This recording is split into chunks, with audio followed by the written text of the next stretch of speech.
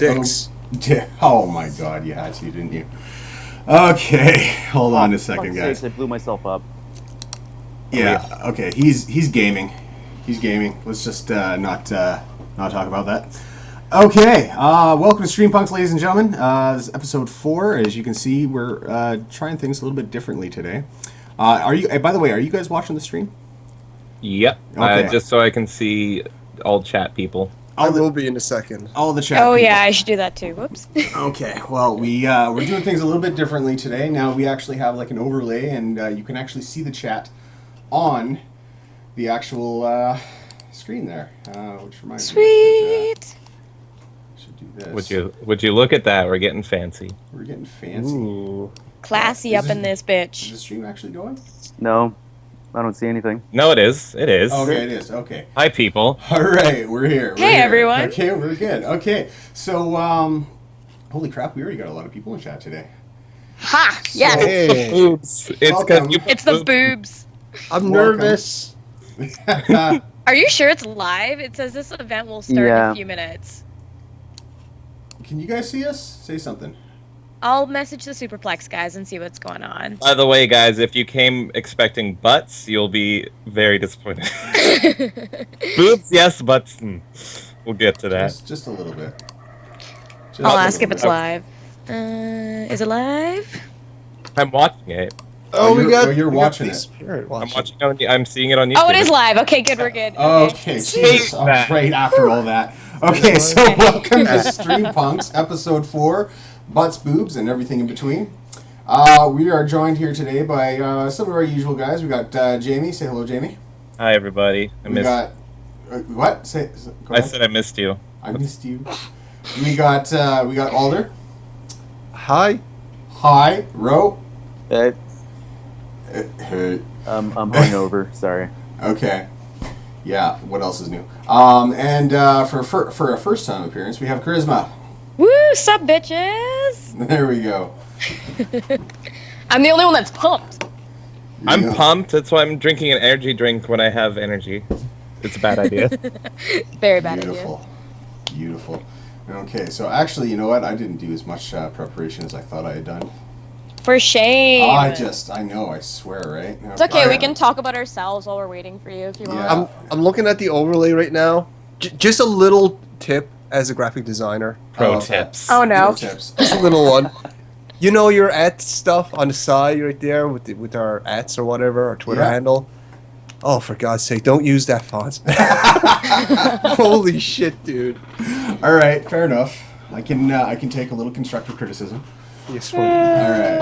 Okay, so as with most of us, if you caught previous episode, we all kind of explained how we got involved into GG. So Karisma, now it's your turn. Oh my god, no. Okay. To be honest, Jamie's probably the main reason I'm involved. He knows You're welcome, that. everybody. Yeah, you're welcome. Now you got my titties everywhere on You're Twitter. welcome, thirsters. Well, you know, like Jamie and I have known each other since childhood, and he was very, very involved with everything. Did I cut out there? That was weird. No, you're. No, You know, you're fine. You're fine. Oh, okay. Sorry, it sounded like I cut out. Yeah, so, you know, obviously Jamie and I keep up on a weekly basis, and he started getting interesting around the whole, you know, Game Journal Pro thing, and we were discussing it, and pretty much he updated me on everything, and I was like, what the fuck? Like, what the actual fuck? What are you doing to my video games? Stop. Yeah, that's basically what I asked when it started. You know, and from there, like, you know, I was involved, but not really, and then when they started bringing up all of this, like, misogynist shit, I'm like, well, I like games, and I'm a girl. What the fuck you talking about? And from there, I've been, you know, Yeah. hardcore. Yeah, actually, you know, I can, I will not personally relate, but, like, my buddy's sister, for instance, she's a hardcore COD player. Like, she plays Call of Duty nonstop. wow, out of all the games. Yeah, well, out of all the Shit. games. But she's, but she can kick my ass. And second, mind you, I kind of suck at first-person shooters, so that kind of, you know. I don't find that surprising, to be honest. There is such a large Counter-Strike female base that I don't know. It's just not that surprising to me. I know a lot of female Counter-Strike players. Counter-Strike, yeah, it's just the COD has, like, that's such a teen kind of focus. Anyway, fucking, I'm getting off. Yeah. It's all good. It's all good. But yeah, like, so when I was explaining all this to her, actually back in the beginning of GamerGate, I had planned to make a video that was all about, like, we love gaming, and I was going to get, like, a really diverse crew of people in there. I think, Ro, I even asked you to be part of that, didn't I? Yeah, and That's I told awesome. you to fuck off. Yeah. Pretty sure I told you to fuck off. Yeah, but yeah, she was all on board with that, and she's like, of course I will, right? So, unfortunately, she's not involved in online culture at all, so, she hasn't really jumped into the whole fray yet, but I'm pretty sure if she were, she would. Well, I just love jumping in, and everyone's like, yeah, there's no women. Send me, like, women that are in games, and I'll believe you. And I'm like, hey, sup, Hi. bitches? It's so and they crazy. freak out and start blocking me and start telling me I'm not a real woman. It's hilarious. It must feel amazing to have that, like, I can't do that, but to have that power to just be like, hey, I'm a woman. And then immediately it just breaks everything. I know. I like to just walk in and break everything. Just like, it totally breaks their narrative, just saying, I don't have a penis. Yeah. So take that. Hold on. Take my non-penis. Is Team Titties an actual hashtag? Like, Let's make it a hashtag, let's make guys. it a hashtag. Team titties. Yeah. I will Titties. headline that shit. There you go. Who started There's that? war on big Jessica, it boobs. looks like. Oh, she would. All right. Of course she did. Not surprised. Make it happen. Make it like, happen. Tweet Of that course, I shit. care about the journalist side of it too. Like, I'm not just about the whole like, yeah, I'm a woman in games. But I feel like that's kind of where my strength is because a lot of people can't, combat me on that. Yeah. Yeah. And you know what? It sucks having to put that kind of value on your gender or race or I any kind of know. physical Especially, yeah. appearance. And I've never done it before this. But I know. these fucking opposition, let's just call them opposition, right? They pretty much cornered us into a situation where we have to. And it Exactly. sucks. For me, I found it very offensive because probably, oh god, this must have been about 2005, 2006. I was at a party, and there's a black guy at this party. He was out in the kind of the boonies of Vancouver Island, so it's like really redneck kind of area. Which is nothing against rednecks; they're good people, but some of them tend to go a little bit more towards the neo-Nazi side of things. And Shit. I almost got my teeth kicked in standing up for this guy. Seriously, goddamn. And like there was very few people who were backing me up there. Most of them I think were with me, but they didn't want to get involved, right? Yeah. But the reality is that like, I have been put in the hospital when I was a teenager for standing up against racism, right? So when they come around and tell me that because I'm a white guy and I'm a white straight male who plays video games that I must obviously be a sexist, misogynist, fucking homophobic, whatever, that's offensive to me. Oh, completely. Yeah, I can You know? understand that.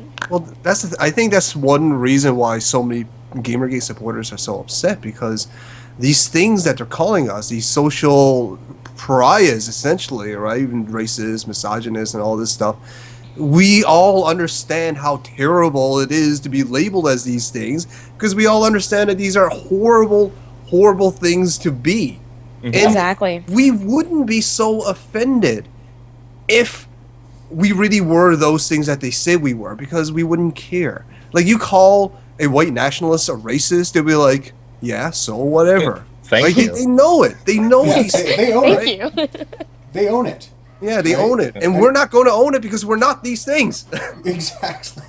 Yeah, and Exactly. they throw these terms around like they're nothing, and that's something they do a lot. Is they just throw around, rapists and all these things just constantly until they lose meaning. Or you know what? Sorry. Continue. Oh yeah, well I was just gonna say that like that's all they do is they just take words that have very serious meanings and they just use them to the point where they have almost no meaning anymore.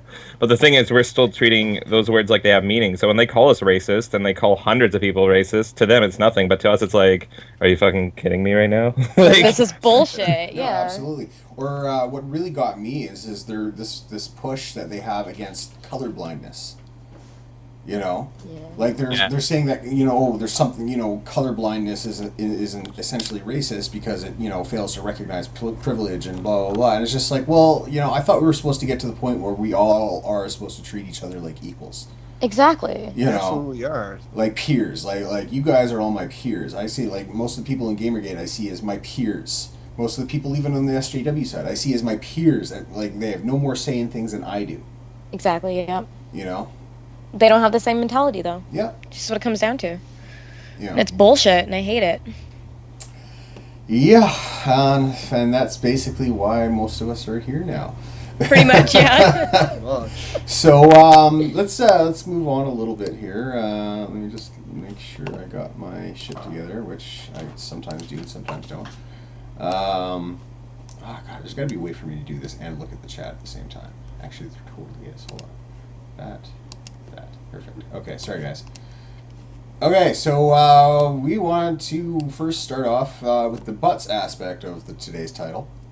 Yay! Let's start off with a bang. Okay, Yeah. number one. What was the Alder, Jamie, John, and I played Killing Floor 2 last weekend.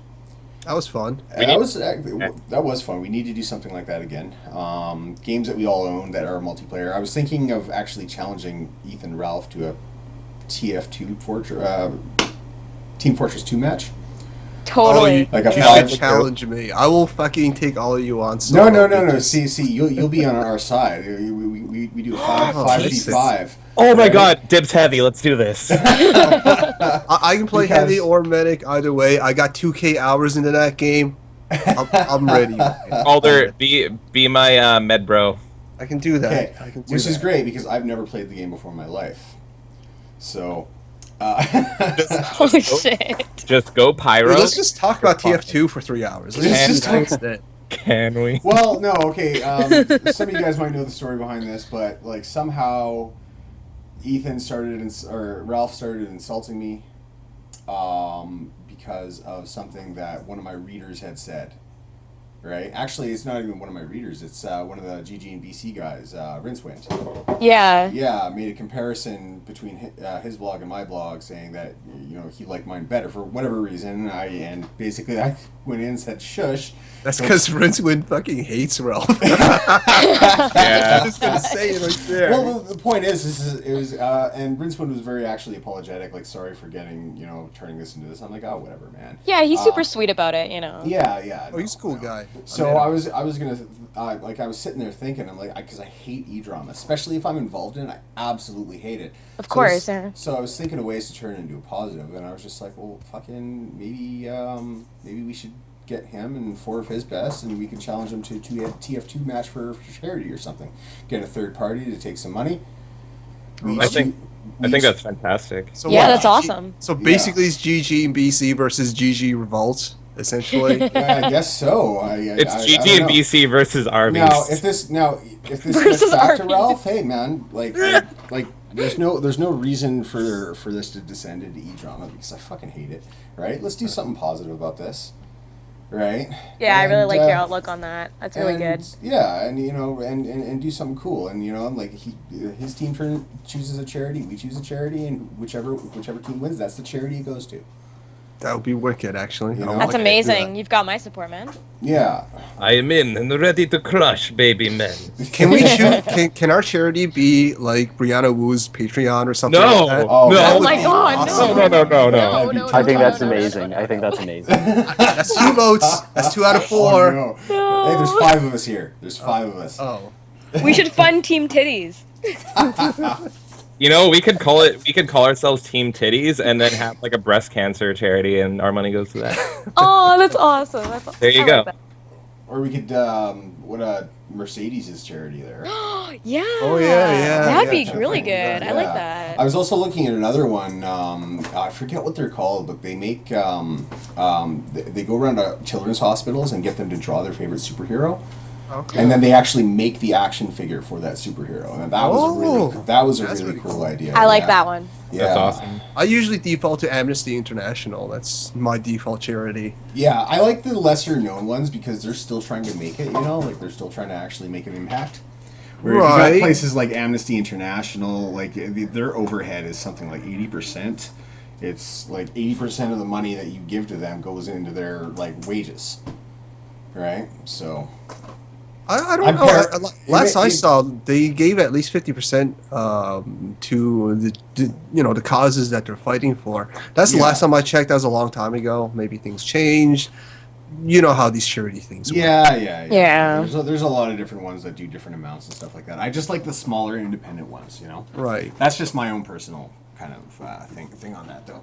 But anyways, Teddy Bear asks if he can hear a cat, and I'm not sure my cat has meowed, but he has been playing around with me a lot. So, all right. So actually, Seriously though, back- I want to do that TF2 thing, so I'm fully on board for that. Okay. I'm Alright. fully on board too, man. I won't play with you guys because I suck, That's but I'll okay. chill the fuck out of it. That's okay. I'm pretty sure we can get a team together. Yeah, EJ, you're if welcome you ever, to if do you that. ever want to do a practice stream, I'm on board. Just tell me. Yeah, for sure. But yeah, no, and anyway, I think that's a cool idea. Anyways, let's get back onto the butts. Or, God, maybe I Right. should phrasing. So, there's been a lot of drama ever since this happened, and it's just been making me slap my forehead.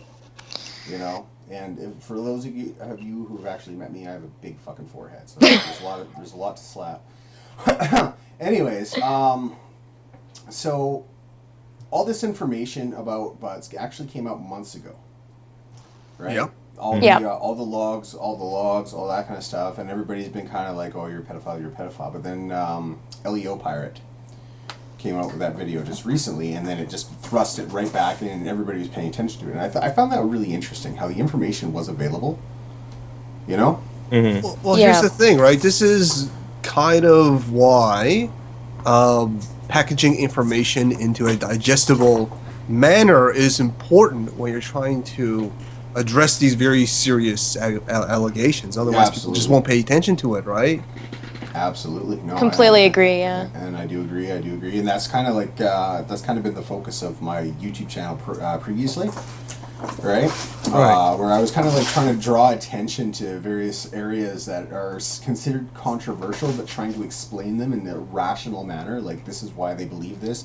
This is why, it's not as negative a thing as you think. Yeah. You know, like if you look at the men's rights guys, yes, some of them are total fucking pricks that don't deserve the time of day. But for the most part, the ones that I've talked to are really reasonable people. They're frustrated, and that's basically where I come from on that, And me myself, back about 10 years ago, I was a victim of domestic violence from a woman. And Shit. when I called the police, guess who got pulled away in handcuffs? It wasn't her. Oh, definitely was you. Yeah. Was it a dog? No, it wasn't a dog. Okay. Damn it. Oh. No, it was me. And anyway, long story short, I ended up with a 2-year conditional sentence. I had to take anger management classes. And which was funny because I haven't actually lost my temper, like really lost my temper since I was probably about 12. Right. Holy shit. And I've done like security. I was a bouncer for a while. Like, I've been in fights. I try my best to keep a straight head about things. Mostly because of my size. I'm a huge guy. If I see red, everybody's seeing red. You know what I mean? Right. Well, Yeah. I mean, it's not the first story I heard of. Like, one of my best buddies back home, I won't name him by name or anything, but by far, he was the most responsible person in our circle of friends. And he had a girlfriend who's been with him for, like, I don't know, over a dozen years. But, yeah, he ended up having a kid with somebody else because drama, right? Because drama, yeah. And this somebody else happens to be kind of a drunkard and also kind of, likes to party and stuff like that. Of course. But when they went to court over the child that they ended up having, this person, the most responsible person in our circle of friends with a full-time job, the only person in our circle of friends who has a house, like a bought house, right? Yeah. And a car, and he's stable. He didn't end up with the kid. It went to So the fucked mother. up. It is Yeah. fucked up. It went to the mother who has no job, who's drunk all the time, and living with her parents. I Yeah. don't understand how that works. So yeah, so and basically my issue with that whole thing was the fact that there were these issues that that men specifically are dealing with. That feminism is like I don't have any specific problem with individual feminists. I don't, right? What I do have a problem with is the methods that the rad femme, I guess, are taking, where they're trying to silence the giving men's rights activists don't deserve a platform.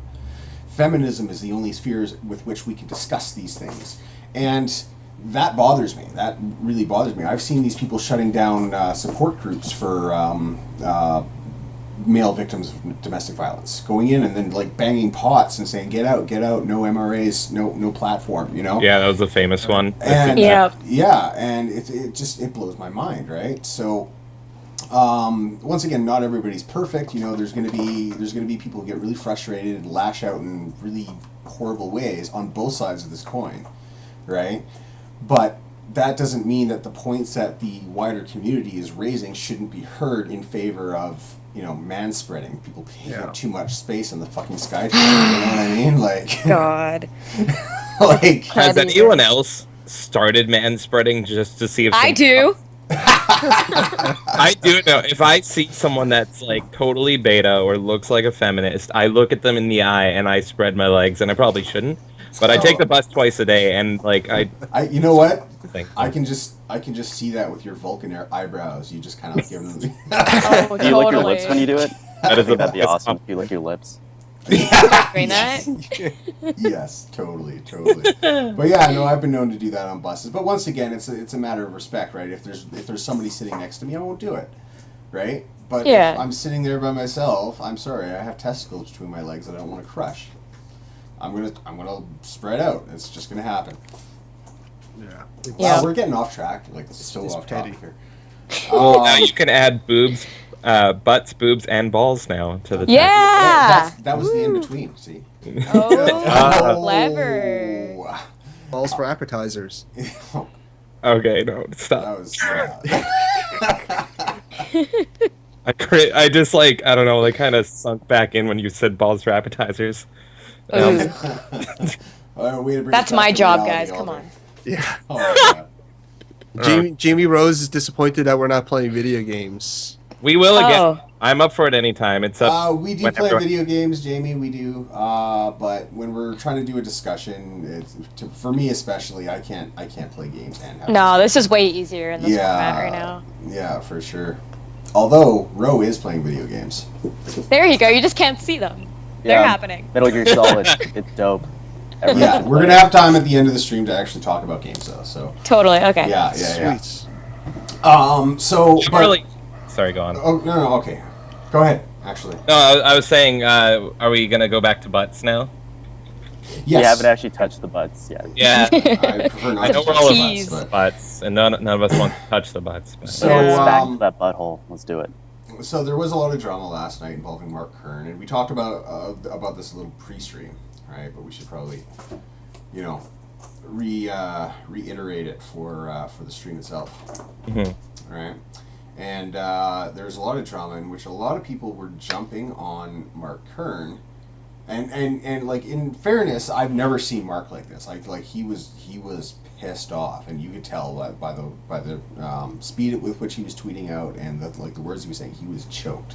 Oh yeah. Right, because there were people who he kept referring to butts as he, and people were coming out of the woodwork. Pro GG people were coming out of the woodwork, saying, that's disrespectful. You got to respect your pronouns. And Mark's position, and I agree with Mark on this, is who the fuck cares about their pronouns when they're sitting around fantasizing, jerking off to little kids? Yeah. Exactly. It's I don't care if you call her a he or she. It does not matter to me. It does not matter one bit. It doesn't offend me. And if it does offend you, then sorry, tough shit, I guess. It kind of distracts from the main issue Yeah, here. it's That's not, the thing. It's not at all the issue. The issue is not whether or not her pronoun is whatever. Now I'll call her she because I have been, right? But I'll draw the line at what if she called herself one of those weird pronouns like base elf, Dragonkin. Dragonkin. Oh, You know, God. I would not in a million years actually take that seriously enough to, give that politeness, give that respect, Oh, Mark just made a tweet about 12 minutes ago saying something's not why I left GG. Bus is disgusting, and the person arrested was an AGG troll. Somebody got arrested? Yeah. I think I heard about Alder, that, where yeah. have you been? I've been kind of off. Honestly, I haven't been paying a lot of attention to the whole GG thing over the last week. No, no, and no. a half, so. I'm confused either. What is this about arrest? I'm looking Somebody at his... got arrested for a bomb threat, I think it was. Yeah, something about like ISIS involvement. I don't know. What? Yeah, like some kind of Explain. like, oh, this is a GamerGate person, and they also kind of support ISIS and shit, and blah blah blah. And Why does ISIS What block is us all then? yeah. Like, Anyways, I don't really know the full story. I just saw the words ISIS, GamerGate, and person arrested, and yeah. people have been digging, and they found out that that person's actually more involved with anti-GamerGate, and they've trolled both sides. So So it's a third party troll. One of the third party trolls was fucking found out, and they're blaming it for being one of our side. exactly, basically when that what I'm person's done catching. both sides. Yeah. So. Yeah. Okay. All right. So usual day in GG then. Oh, Essentially, except for there's an actual arrest, and it's like, whoa, big news. Nice. Yeah. Anyways, boy. back to the butts. Yeah, I mean, the Mark thing, I understand his point of view, and I know people that are trans in real life, and they're fine Yeah, me people too. and everything. So I will call her just because it seems more natural to me, and that's what she wants to be called. It's got nothing to do with it. But I do think it's also important to bring up the fact that she is transsexual. That is something. And, the main thing to focus on is what she did and her actions and everything that's in those chat logs. And Yeah. arguing over him or her, it doesn't matter. I see people just like, not even a thought in their mind call Sarah him. Mhm. And Yeah. I do look at it, and it does kind of make me go like, oh, that's off to me, but Yeah, but I don't really care. But this person in particular does not deserve the respect or the politeness, for that matter. In my opinion, Yeah, Yeah. I'm with you that's on the that thing, one. is it put me off, but I'm not gonna like go out of my way to distract from the main important topic and to bring that up and Yeah. be like, excuse me, shitlord. But it's Yeah. it's like it doesn't matter. It doesn't fucking matter. Yeah, that's pretty much where I stand too, like, I get that some people think that she doesn't deserve that. See, I call her a she, right? Yeah. But for me, it's natural to call her a she because that's how I was introduced to her on Twitter. Like, That's how it's she's- not... That's how she presented herself. Exactly, and Yeah. it's not me trying to be like, oh, I gotta worry about the political correctness. It just... That's how it was, and I don't really give a shit what she identifies as. It's about what she's done, Political correctness has been a thorn in my side since the 90s. Ugh, Like, I swear God. to God, even in the 90s it was getting ridiculous, but we didn't have social media then, right? So everybody just kind of forgot about it, and people But stopped in the- talking about it. In the 90s, right, Yeah. the right side, the conservatives, had more strength both politically, culturally, and economically. They still do Yes. economically. But that PC-ness, that political correctness, that was recognized as a conservative trait. So Oh. I have no idea how it became a liberal trait, but it Yeah. is today, and it's weird. It's really, really weird to me. And a lot of people haven't realized that, and it is kind of like an insidious thing that people don't realize that the left is censoring just as much as the far right is now. And I think it was Sargon brought it up as like a horseshoe almost, where The it's horseshoe just theory. like It's yeah, the horseshoe it- theory, yeah. yeah, and it's just either way, they're both on the same playing field, just they're trying to censor for different reasons. Yeah. For sure. And- Yeah, exactly. For sure. Yeah. And like you definitely see that at play in a lot of things, but what bothers me the most is that I'm leftist. I know a lot of people who are also leftist, or left of center, I should say, right? But they're sitting around silencing my views because they're not left enough for them. Yeah. You know what I mean? Anything, not to, even- their, yeah, anything not- to their right is right. Not even censoring my views in particular, but trying to silence a wide perspective, Right. or Yeah. take away from, and it's funny too because they don't even try to disprove it. They just throw out 40-year-old social theory that has been debunked time and time again, and say, "See here, look," and we're supposed to be like, You know, like this isn't hard science. None of this is evidence.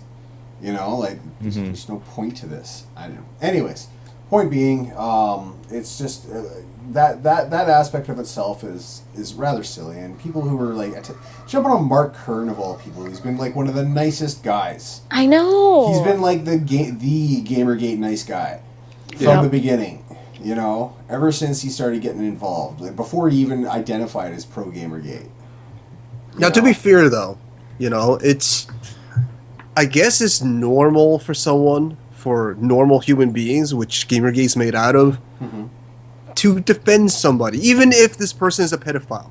To defend this person because, you know, like GamerGate's not about gender. It's not about transsexuals or not transsexuals. It's not about identity. Yeah. It's not about identity, exactly. So when somebody from GamerGate, who has no dog in the race for gender politics, sees someone kind of using the wrong pronouns, I can understand the knee-jerk reaction to say, hey, you should be respectful. I wouldn't want to be called a he either, right? Yeah. And that's a very human thing to do, right? Which shows the human side of GamerGate. And we're not these fucking white nationalist monsters, you know? Yeah, there's only fucking 2 white people in the chat room right now. Exactly. In our chat, you know, like what the hell? And I think also a part of it, you said Mark's a really nice guy, and I think that's a part of it was the shock of it. I think a lot of people look to Mark for the more lighthearted, positive, easygoing stuff. Yeah, like the stuff we go to for like Game Diviner and all that, like the non-extremists and positives. And for a lot of people, I mean, we do have trans people in GamerGate as well, and I've never heard anyone call any of them he. And I think just seeing Mark, who you look up to as this nice, level-headed guy and everything, seeing something you disagree with him on so much, that would have caused people to go like, "What the fuck?"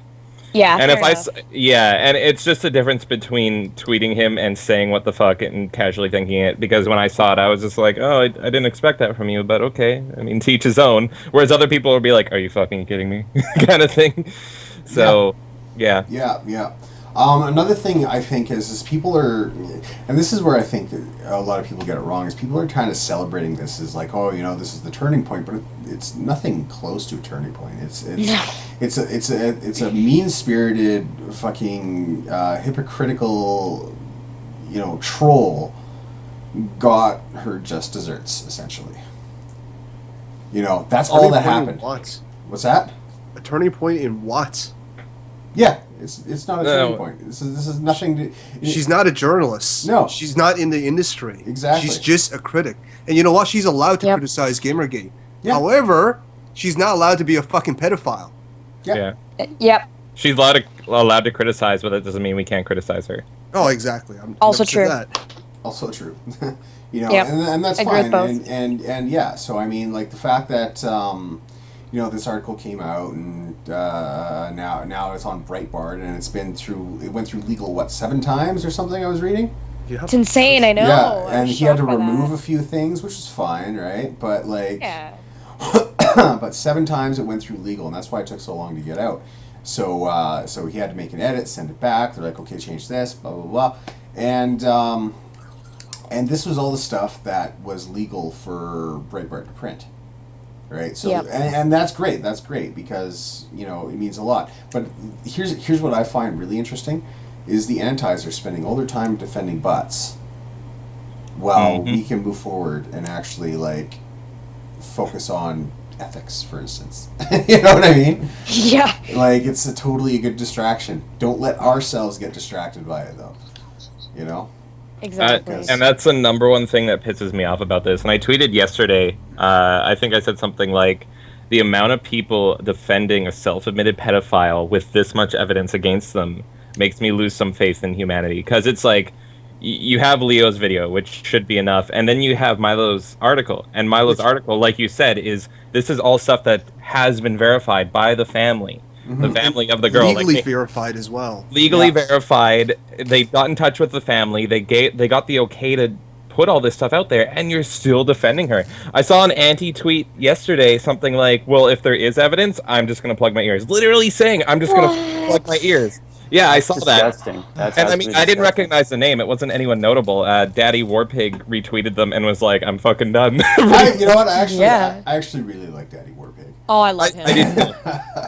Well, he's good to follow because he tweets Yeah. so much, and he tweets so And much it's from everybody. A lot of and not only that, but like a lot of this stuff is very like informative, Mhm. right? Like when now I'm a writer, some of you guys already know that. Actually, you all already know this. Probably even in the stream, everybody knows this because I show my book almost every time. But I had no idea about sad puppies until this year. Really? I had no idea about it. I had never heard of it. I Same was here. just like, what's Yeah. going on, right? Yeah, I didn't know about either. it from him. Yeah. Yeah. I'm still somewhat confused to it, but Monday Matt Me released too. a video on it, and that helped a little bit. Yeah, basically my understanding of it is that the Hugo Awards are being managed like a clique. You know, Yeah. you Yeah. talk to the right people, you have the right friends, you know, you scratch the right backs, you get a Hugo Award. That's what my understanding is, or having the right politics at least. You know. Yeah. And it's very similar to what we heard, with some of the indefensible vids from last year there about the Indie Game Awards. You know, which we will talk about during this stream a little bit later, but just kind of throwing that out there, right? But like in terms of butts, I think butts is now no longer a real issue. Agreed. Yeah. You know, It's out there now. It's up to the only thing I want that family to go. I want with justice, pretty much. Justice. Well, Justice. Milo did Justice not- for the family. And Yeah. the Social child. justice. Well, as far No. as far as as far as I know, and as far as like Milo's article is confirmed, there was no actual molestation going on.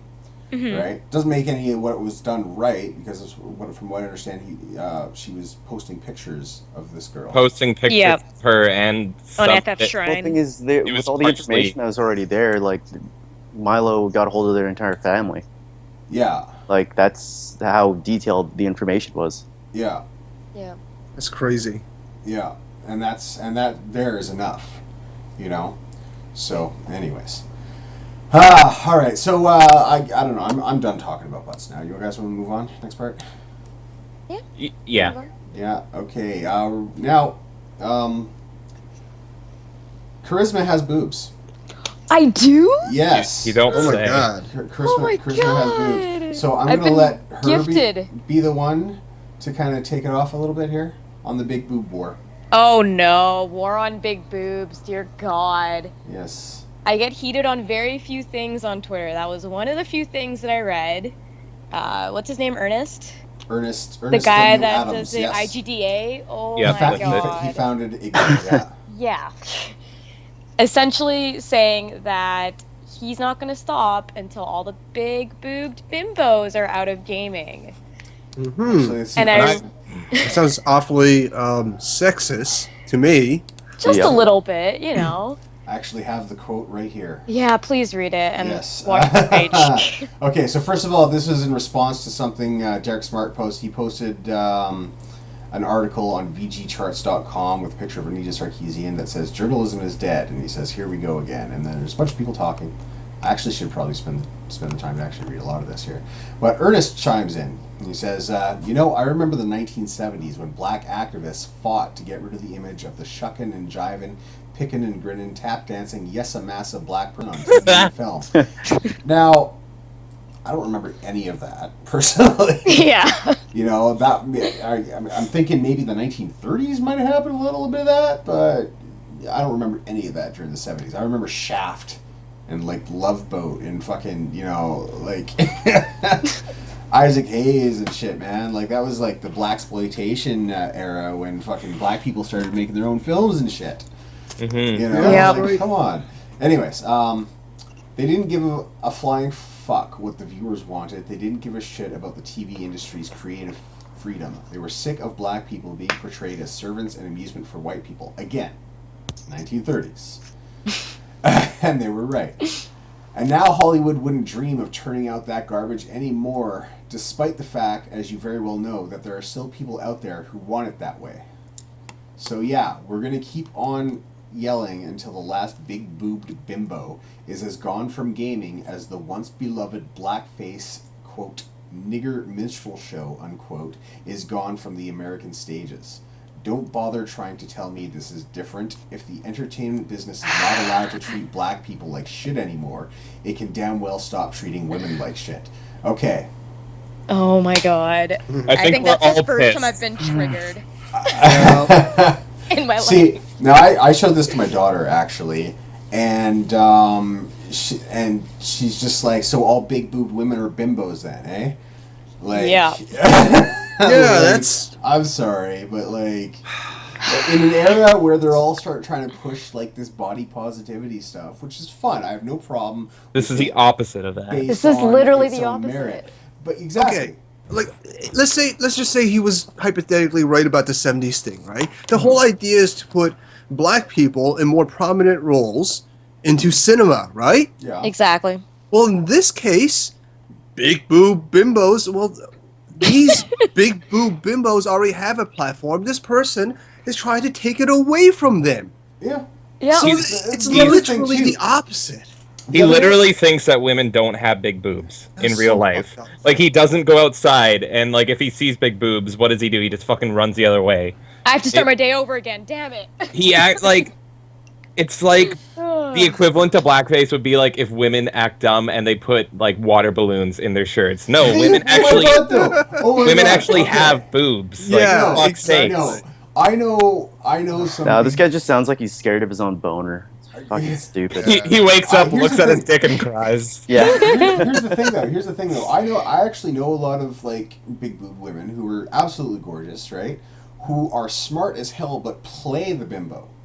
Yeah, I Right. mean, I've look seen at that a lot too, yeah. Yeah. look at Liana Kay, right? She's a neutral GG person, right? Yeah. And she is a feminist, an Yeah. outspoken feminist at that, Yeah. Self-identifies. and self-identifying and all that stuff. But she's sex positive, and she loves dressing like a bimbo. You tell her she's being sexist or have internalized misogyny for dressing the way she does at cosplays. She'll go out naked just to spite you. You know, that's what I love about her, right? Yeah. And that's the kind of feminism that I, at least in the past, recognized as feminism. But today is not the same. Yeah, like this guy, I don't know, he looks like he's like 60 or something. Right? And he's got this weird little hat that he wears. No, Oh, I saw that weird, stupid fucking. Yeah, it's like a little German like lederhosen hat or some shit. I don't know what it's called. It's Women totally- can have big boobs, but they have to wear burqas if they do. Oh my god. All right, guys, buy me a burqa. Let's set up a Patreon. Let's But go. the other thing, and actually, Zombie Neath, I think, actually, was it Zombie? It is Zombie Neath, yeah. She posted a photo of herself with her degree or whatever. And she had it over her naked boobs. And I was like, yeah, you go, girl. Okay, Yeah. now I've got a tweet from her right now saying, and this is, I agree with her on this, like trying to think of a bimbo in, like, obviously in video games, and she can't.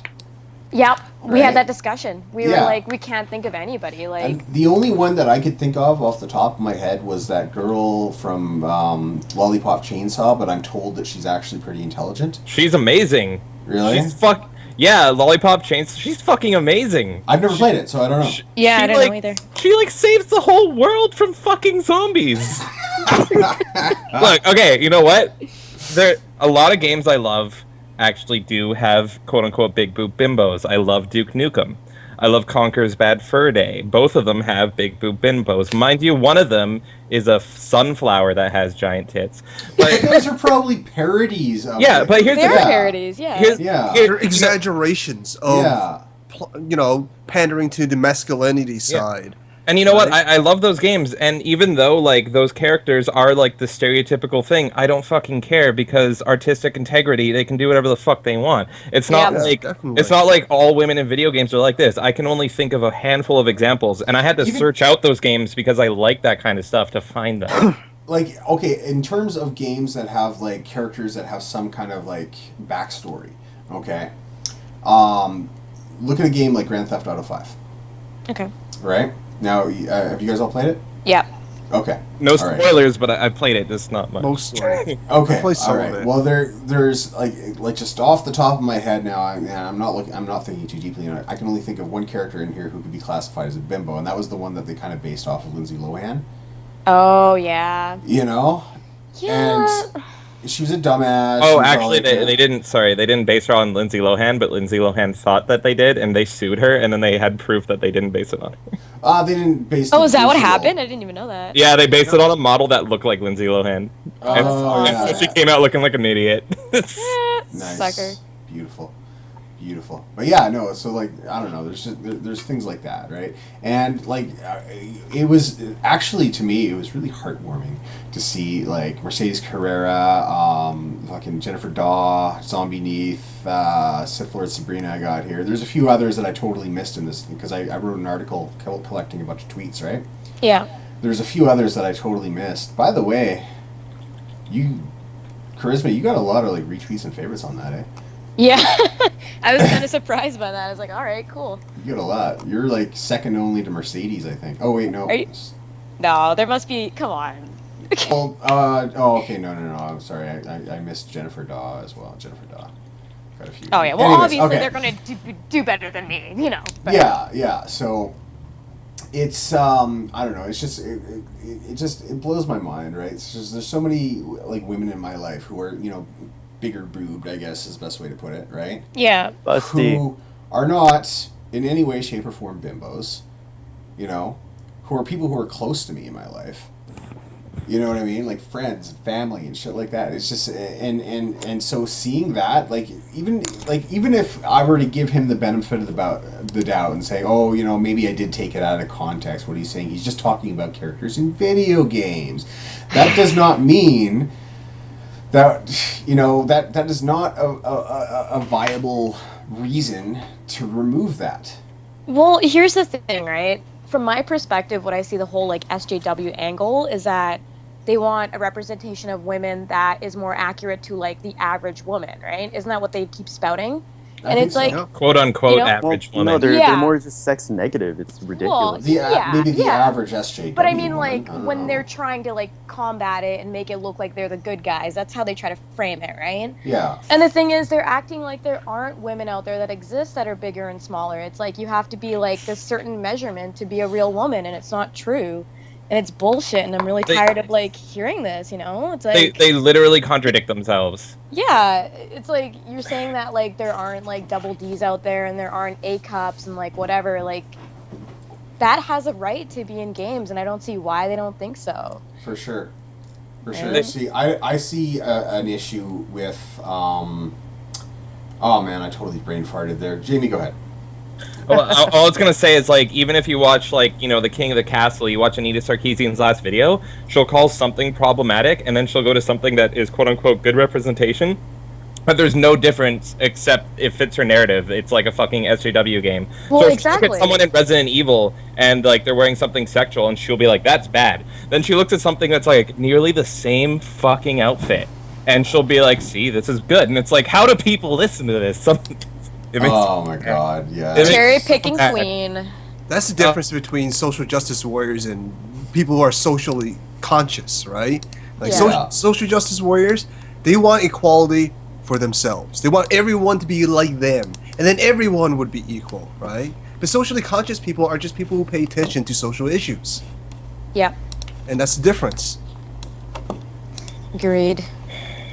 It just makes me so mad. It's just like, if you hate it, make something different. That's the thing. Don't yeah. tell fucking artists that they're doing it wrong.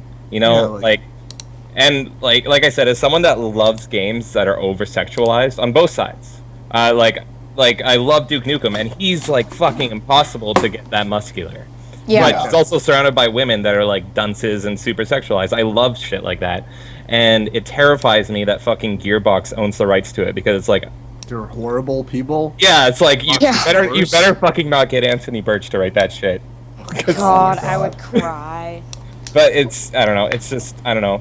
Well, and see, that's the other Make thing your own too, shit. right? Like, I think everyone always focuses on, oh, women are like look like this in games and blah blah. Look at all the men that are like super muscular, just like all these different things that don't make sense for men either. But nobody gives a fuck because oh, women and oh, privilege and ugh, Here's the thing. If that was actually a male power fantasy, we would see a lot more gamer dude bros trying to achieve that. Yeah. Hi, I'm right here. And a lot. Yeah. You know what? You're paid to do that, so shut up. Oh my god. Yeah. Oh god. In the last Anita video, she was talking about women that were over sexualized, and then she looks at a man in the video that's like super ripped, and he's like wearing skin tight short shorts, and she's like, this is just men that can identify with it. It's like there's no difference. He's actually more nude than any female you've pointed to in this entire fucking video. Yep. Double standard is the only standard for them. There was an article. It makes no fucking sense. It doesn't. And honestly, you're trying to tell me that, you know, if guys can look at, you know, a hot girl that's made out of pixels, that girls can't appreciate a hot guy made out of pixels?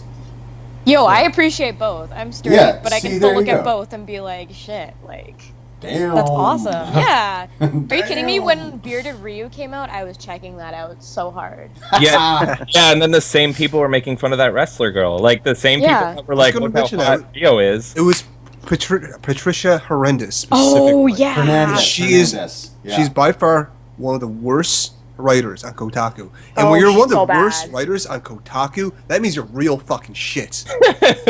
Yep. She was so bad that people were making parody articles that were like, seriously, like I had to check out, like, did she actually write this? Because this seems like something she would write.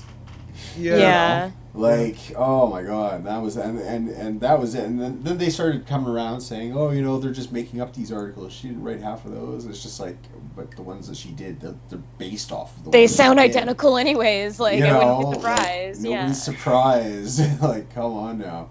Yeah. Oh, wow. Armika, there you go. That's right, Jamie Rose. That's her name. That's the wrestler's name. Mika. Yeah, the exact same people that were insulting Armika for being sexualized are saying how hot bearded Ryu is, and it's like, are you fucking? Do you listen to yourself? Just take a minute. Just sit down and listen No to how stupid you self-awareness. sound. We've got a pretty active chat today. I like it. You know, I can't Yeah. even see the chat, so I'm kind of choked about that right now. You can't see the chat. Why aren't No, you it's looking not at it? working for me, so I'm just basing it off of whatever you guys comment on. They're just talking about how to make a sandwich right now. Don't worry about it. Oh, cool. Yo, add some ham, add some cheese, you know, toast it a bit. It's all good. And There you butter go. is a good lubricant, as I said yesterday. Oh, Butter is the best lubricant for bread ever. It's true. Science No, here, like, guys. seriously, that was my Science. whole day yesterday. Somehow I just, like, didn't want to get involved with the drama, so we're talking about lubricants, came to bread and butter. Best conversation ever. Oh, beautiful. Anyways, yeah, I mean... I got a the story whole- about butter after the stream's done. Okay. I want to hear it. fuck. Oh, I got No. excited. Oh. No. If he says it has to be after the stream, you know you're not gonna want to hear it. Okay, has that's to be true, after the actually. stream. Yeah, I mean, this whole thing with the boobs, it's just like, it's overdone now. It's like, nobody fucking cares. There's people of all sizes in games. There's people of all sizes in existence. Like, just fuck off. You know No, what's no. really... My problem is, like, if these were just people yelling at the wind, I wouldn't care. But my problem is people do care, and they do take these people seriously. Well, and if the I've always fucking said. IGDA guy is doing it, what is it, IDGA? Igda. IGDA, yeah. Yeah. If like someone like that is doing this, like, it just upsets me. I don't know. Hey, Karisma, Jessica said in the chat, Karisma using butter chicken as lube. Oh, Doing it Indian style. I love my girlfriend. I want butter Oh, chicken. hugs for everybody, guys. Oh, This is the sound of me hugging my mic right now. Okay, I'm Okay, done. that's enough. Okay, so you know what's interesting about all this is I'm starting to notice that there's more people on the anti-GamerGate side that are starting to talk shit about Anita. Really? Have you noticed that? I haven't seen much Neil of Gaff- this. There's actually been almost every single second day I hear of people getting banned from NeoGAF because they're starting to talk shit about Anita, right? Yeah. I find Yeah. that fucking hilarious. Yeah. I love hearing about that kind of stuff because I'm like, we told you so. We told you so. We need to like prop up an anti-feminist frequency. Let's do it. You know, like I nominate- Leanna's a good example right there. You know, like she'd be a good replacement because she I actually nom- talks about real shit. Yeah. You know. I was gonna say I nominate Kite Tails because she was one of the first. To Yeah. I love yeah, Kite Kite Tails, yeah. Tails. She jumped on the first video Anita released, and she blew it out of the water. She was one of the first critics I saw. Like Yeah. She is for GamerGate. so pro GamerGate without ever saying she was ever a part of GamerGate. It's amazing. Yeah. I adore that woman so much. Yeah. But you know, another thing is, I find that we're getting to the point now where people are getting so tired of hearing the words like misogyny and sexism in gaming that it's starting to become like, like Linkin Park songs on the fucking radio. You know, like it's cool the first few times you hear it, but then after a while you're like, yeah, no. After Right. the second song on the album, you realize that you can literally play both songs on top of each other, and they sound perfectly fine. That's basically how feminism works now. It's like, oh, you're Yep. saying things, something about misogyny. Okay, cool. Yeah. Hang on. Yeah. Hold on. Let me just finish this level. Yeah. It's just in one ear, out the other. Like they're Yeah. damaging their own message by doing what they're doing. Well, it's because Oh, they're- completely, They're yeah. coming at it from an extreme, and like blatant anti-male standpoint. If you were talking at it from a point of like, hey, this is how it makes women feel. This is that. Not like it creates misogyny and it makes people hate women. People would fucking listen to you then. Exactly. Like, it's just, oh. But let's just be hypothetical for a second. Let's just say the whole man hating's right. It's all men's fault, women, yada yada yada. and all Yeah, that yeah, kind of fuck stuff, men, right? something, yeah. Yeah. But even if that's the case, their approach of spreading this message is completely wrong. They Oh, go completely. on the offensive right off the bat, right? They go on And the that's offensive going to put people before off. they go on the offensive before people are even being defensive about it. Exactly. Yeah. They start You know? accusing things, like serious things, to other people without any evidence, and Yeah. that's going to push people away, right? You're Yeah. not doing it right. Yeah, it's like it used to be like 5 years ago. If somebody would say, "Hey, this person over here, he's a misogynist," I would have watched him closely. You Yeah. know? Now I roll my eyes, and that's Yeah. not Yeah. a good. That's not necessarily a good thing.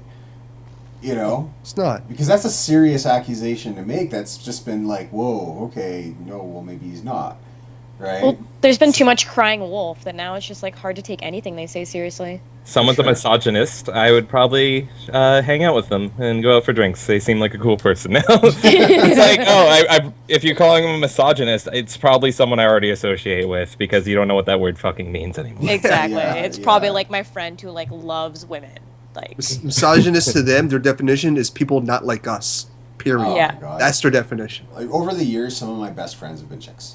I had 2 roommates back in the day. They're both women, right? Awesome people. And to this day, in the future, if I ever take on another roommate, it's going to be a woman. Yeah. It's just so when I'm sitting here because I like video games, because I like the offensive joke kind of culture and all that kind of stuff, and I laugh at jokes that other people might say, oh well, that's sexist or that's racist or whatever. It's a joke. You know? exactly. It's a joke. And the moment you start taking it too seriously, is you've lost your sense of humor. Yep. Anyways. It's gone. Honestly, I feel like any kind of even remote joke that's made, it's like, oh, this person hates women. It's like, Yeah. are you fucking kidding me? Like, no. It's just a fucking joke. Like, where did the comedy go? Yeah. George Carlin's rolling in his grave, man, I tell you. Yeah. Oh, boy, is he ever. Boy, He. George. I love George Carlin. Don't I we didn't actually listen to him until this year. Oh, dude. Oh, really? You And- missed out. Yeah, and just it's so mind blowing because I listened to Louis C.K. for the first time this year. I don't listen to a lot of stand up, and I listened to Louis C.K. and I'm like, wow, this guy's fucking amazing. And then everyone was like, well, you need to listen to George Carlin. I'm like, who is this man? And I look him up, and I was like blown away. Yeah, he was Oh. Rufus on the Bill and Ted movies, too. He has such a huge impact on the generation growing up when he was, at his peak. Yeah. Yeah, for sure. You know what's funny about Louis C.K. is there's so many comments left on some of my old videos that say, hey, you look just like Louis C.K. And I'm like, just because we're both bald, he's fucking... Oh, I actually he's a- see it. I he's a see it fuck- now. He's a ginger. What do you mean you see it? Fuck off. I see I what kind of see it too, actually. Tell you the Oh truth. my god. Oh I my don't God. You're see right. it, There, guys. see, okay, see, I don't Karisma's see the it only in the one on the photo side here. to your left, but I like in that video you did with honey badgers. Like, you kind of I mean, to be fair, I haven't seen you in person yet, so I don't know. Okay, fair enough. But yeah. I'm taller than him. There's You're really proud about your heights, I've noticed. God, I'm so screwed around you. Like, come on.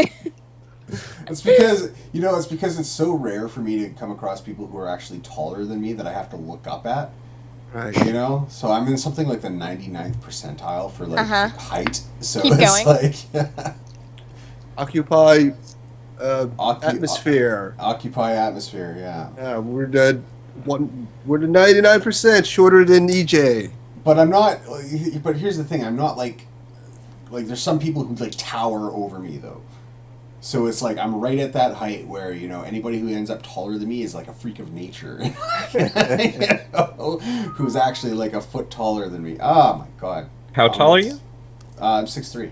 Okay, we're the same size. I'm like 6'2", I think. Oh, okay, yeah. So you and me get along fine. Yeah. We We won't fight each other. We'll see eye to eye. I'm Oh, like, that what, was a a good joke. 1.5 shorter? Something like that. Yeah. God. You're 4'11". 4'10. 4'10". People call my Oh, girlfriend wow. short, Yeah. and No, my ex-girlfriend was 4'11", so like I get that, like and she's such a tiny girl, like it was so hard to like move around sometimes because I'm like, oh, I'm gonna crush you. I'm know? painfully average at 5'7". Aww. Yeah, see that's okay. Like average height's okay. This is like Average short is average good. height. Too. Yes. In fact, realistically, any height's okay. I really don't care what height people are. That's not a factor. Hashtag Heightgate. Heightgate.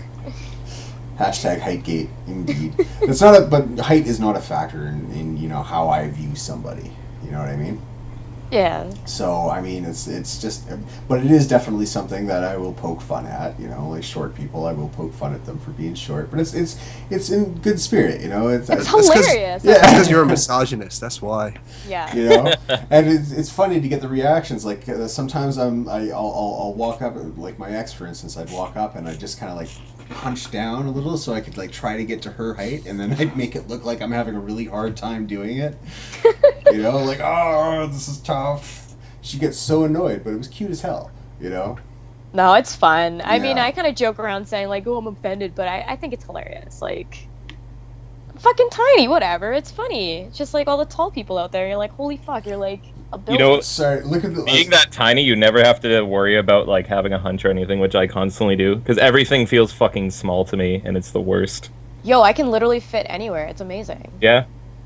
It's true. looking at the people comparing heights in the chat right now is fucking making me laugh. There's I know. This Nick Right. guy is really proud that he's 5'7". He Her- put it in twice in chat. Very proud of it. Heretic 920 is 360 no scope. And, Yeah, that's and pretty then, good height. And then I gotta say. 420. 420. 420. That's in 18 minutes. Okay. Chat devolves just as much as we do into just just going off in random. Oh, chat. Where would we be without you? Talking to ourselves. Anyways, but yeah. So I mean, I don't know. It's just one of those things. We got off on a pretty good tangent there. I like that. We did, I yeah. like that tangent. Anyways, like titties and stuff. Titties and stuff. Team titties. Team putting it out titties. there. Yeah. Height Long story team short, all titties are great. Yeah, and you shouldn't titties are judge cool. if you're small. Fuck off. Every tit- Men like them, women like them, everyone likes them. To me, if you don't Yeah. like titties, you're a misogynist. No. Okay. So here's Yeah, we'll take your words. We're bringing it back. Here's a question. Are tits sexual organs, or are they? Yes, they are biologically, at Okay. least. So like, Yeah. in terms of the reproductive system, yes. I think so, just Yes. because there's something that's exclusive to females, so women, yeah. therefore, yeah. Okay. Men, and so many men are attracted to them. Yeah. You guys should Yeah. watch.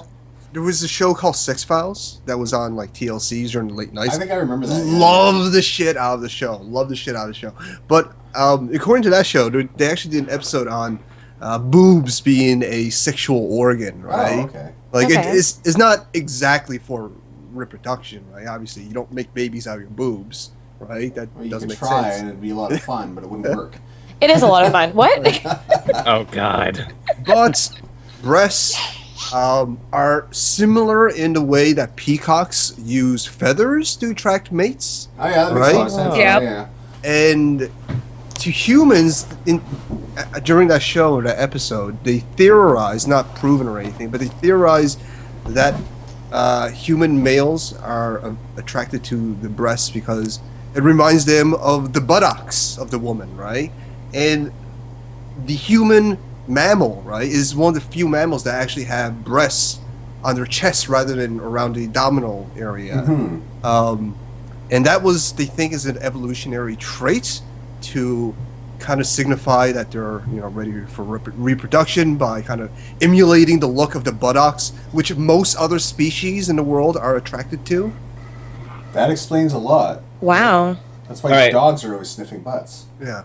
Okay, Alder's explanation is super smart and scientific, but I have a super easy one. Go to your Alright. favorite porn site. Is there a hold on. Is there a category for the part of the body that you're trying to see as a sexual organ or not? If there isn't, it's not a sexual organ. I don't know. man. But Jamie, there's all like of a it. feet Come thing. on. That is know. all of There's it. no like there's no category for knee or elbow, What? but there is for boobs. There is one for hands. There's Yeah, one for and- PPT. Does that count? I don't Oh know my what that, no. What? I've never seen that. I'm talking about a category like preset. I Oh. should stop. All right. Just ignore. Well, you know, but when you look at boobs in terms of video games, now, like, video games are you guys familiar with the term supernormal stimuli? Nope. Semi, Okay, not so completely. Basically, what it means is it is something that is not a natural creation. It was either man-made or whatnot, right? Now, we're sitting here literally, you know, laughing or discussing or whatever you want to call it about something that is man-made with human hands or human brain or whatever, as though it's a sexual being. Yeah. Right? Now, and this is the Anita Sarkeesians out there, and this is the anti-GamerGate out there. We're the ones who are just like, it's a fucking video game. It's fun. It tells a story. Maybe that story involves a big-breasted woman of some shape or form. You know. Right. Yeah. And you know, and 9 times out of 10, I see like in a lot of the games that they look like a bimbo, but they end up being like whip smart. You know, and I've seen this reflected in real life as well. You know, like the bar I used to work at, some of the girls that came in dressed like Playboy bunnies and shit like that, they were the college educated ones, and fucking like they were the ones who like had like degrees and were doctors, or you know, like and it was ridiculous. And I saw this all the time. You know, so just because somebody looks like that, like even if you go out and pick up an issue of Playboy magazine, you read the centerfold, and it says in there, you know, what that centerfold does. You know, 9 times out of 10, they're like students, they're college students that are taking like neurobiology and things like that. And that's way above my pay grade. You know. Yeah. So it kind of, I don't know. I mean, if you want proof how shallow they are and how they just view women like just based on their breast size, look at Lara Croft. And I like old Lara Croft over the new Lara Croft, but everyone complained about the old Lara Croft, right? The old canon, because of her breast size. And everyone loves the new one, and it's like, hey, look at the old one. She was the equivalent to fucking Indiana Jones. She was rich as all hell. She did whatever she wanted. She took on like fucking Mayan demons and shit, and she did so like with wit and intelligence, and she never like had a sign of weakness ever, and she was brilliant. New Lara Croft, they decrease her breast size, and like she's crying and whimpering the whole way through the game, and like she has all these struggles, and everyone's like brilliant. It's like you literally made her a less powerful female, and you're just saying she's great because less boobs. Well, I think at the same time, though, I think a lot of people view the emotional thing as stronger. You know, that's true. But like, I think both are great representations of the character. Oh, yeah, for sure. Well, I'm just saying there's no point to complain about the old one. Like, she was arguably stronger. I played the very first Tomb Raider game when it came out back in like 1996 or 1997 or whenever it came out, right? And I had a lot of fun. I'm going to play the devil's advocate a little bit here. Okay. I'm a big fan of Tomb Raider, been so since the very first Tomb Raider, right? Yeah. And I follow the history of it and all that kind of stuff.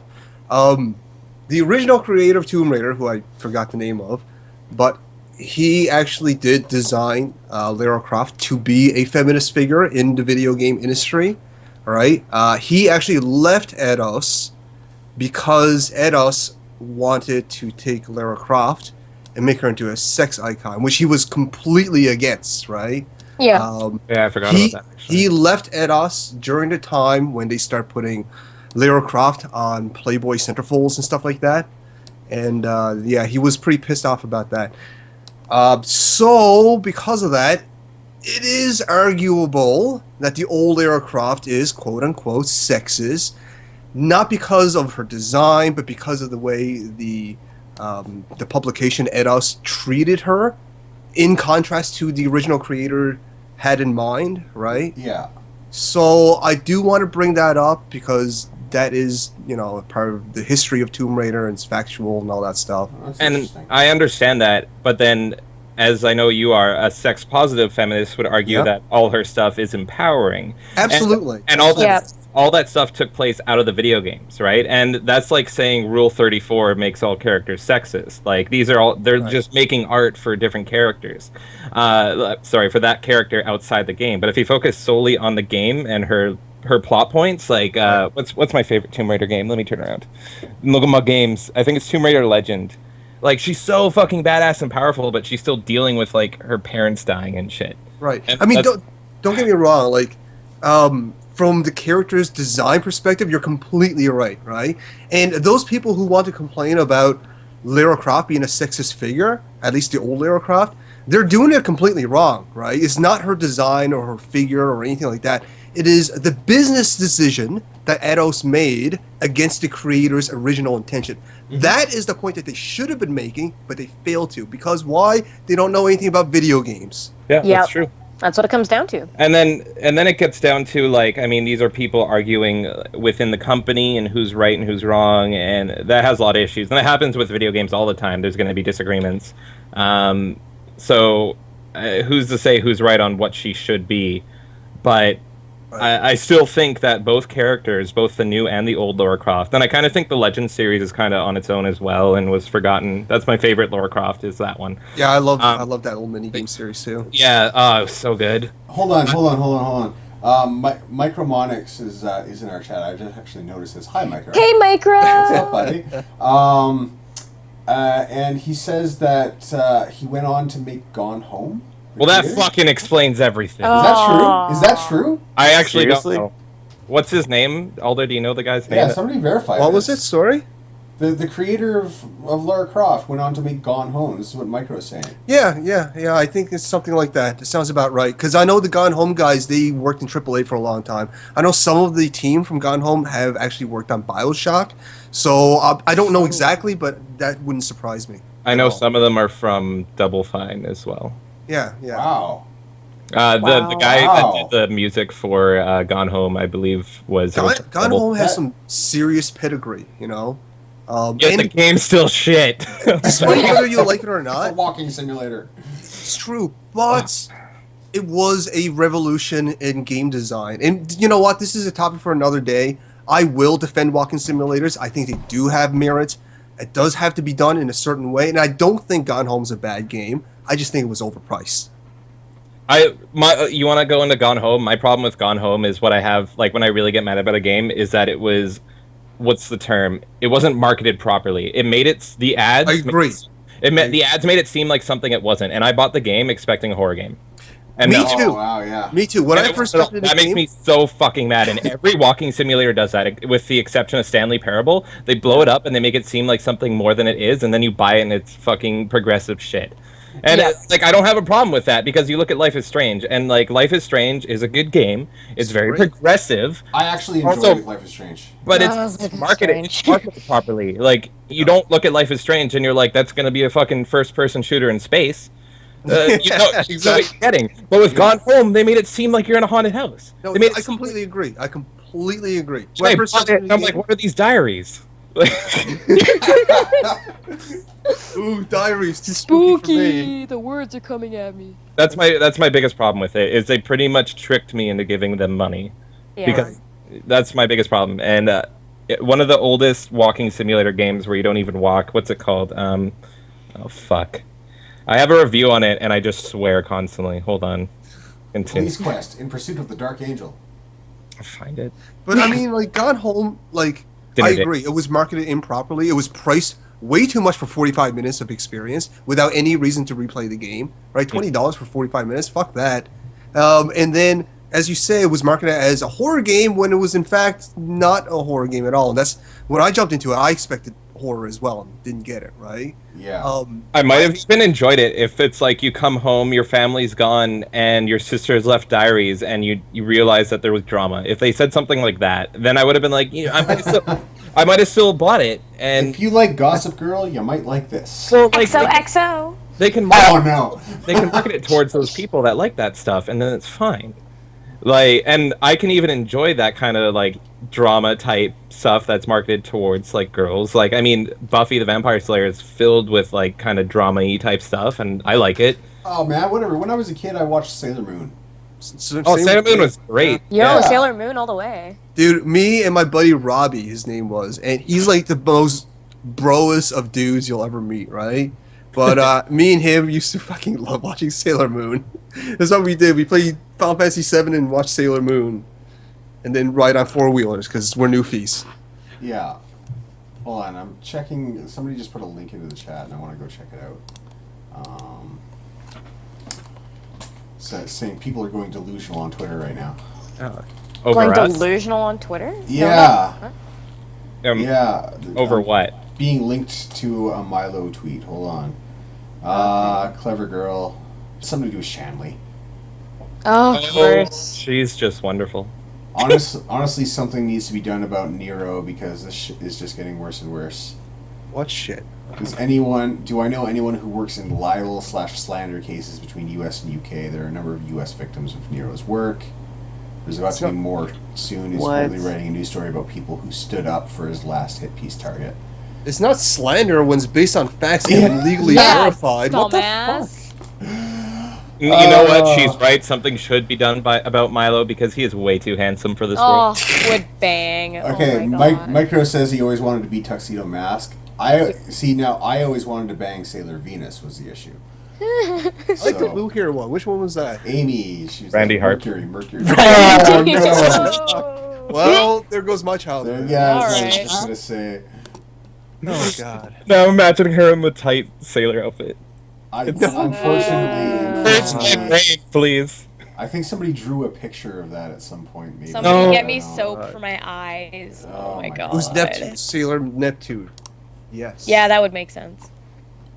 That's ridiculous. Okay. Like blue hair, and Alright, it's fucking so rude. now that that's done, where are we? Hold on, where's my thing? Jesus Christ. Your plan of not getting sidetracked, according to your It's not working out. Yeah. Yeah, it's. Do you guys want to do our little intermission here? What's the What? intermission? What do we do? Wait, do we sing a song? intermission? We Is go that for- sing along? Smoke Do we on. have sing along? Can we do a barbershop quartet style song? What? Oh, that'd be Let's great. all go to the lobby. Let's all go to the lobby. No. Well, basically, if you guys need to use the bathroom, if you smoke them, if you got them, I'm going to put some music on for the stream so they can rock out with a little photo slideshow. Yeah. And we'll reconvene in 10 minutes. Okay. Sounds good. Sound good? Okay, let me just get this set up. Go get a chili dog, guys. Dog and a soda pep. I want a chili dog. Gotta go fast. All right, be right back, guys. Let's all go get chili dogs. Yeah. Gotta go Let's fast. all go. All right, guys. So I'm going to mute my speakers here. You guys can still hear each other, but I won't be able to hear you. Okay. Okay. Okay. So hold on. By the way, Alder, if you're interested, the game I was talking about is Is what? Dinner Date. It was like one of the first walking simulators I ever found out, but like it was completely falsely advertised, and I played it. Like, if you look at my Steam review, I just like, here's what they marketed it as, and here's what it actually is, and I just swear continuously. Okay. All right. So we're going on break now. Okay. All right. Cool. And and you can still hear me. Hold on, I'm coughing. Bah. That wasn't supposed to happen.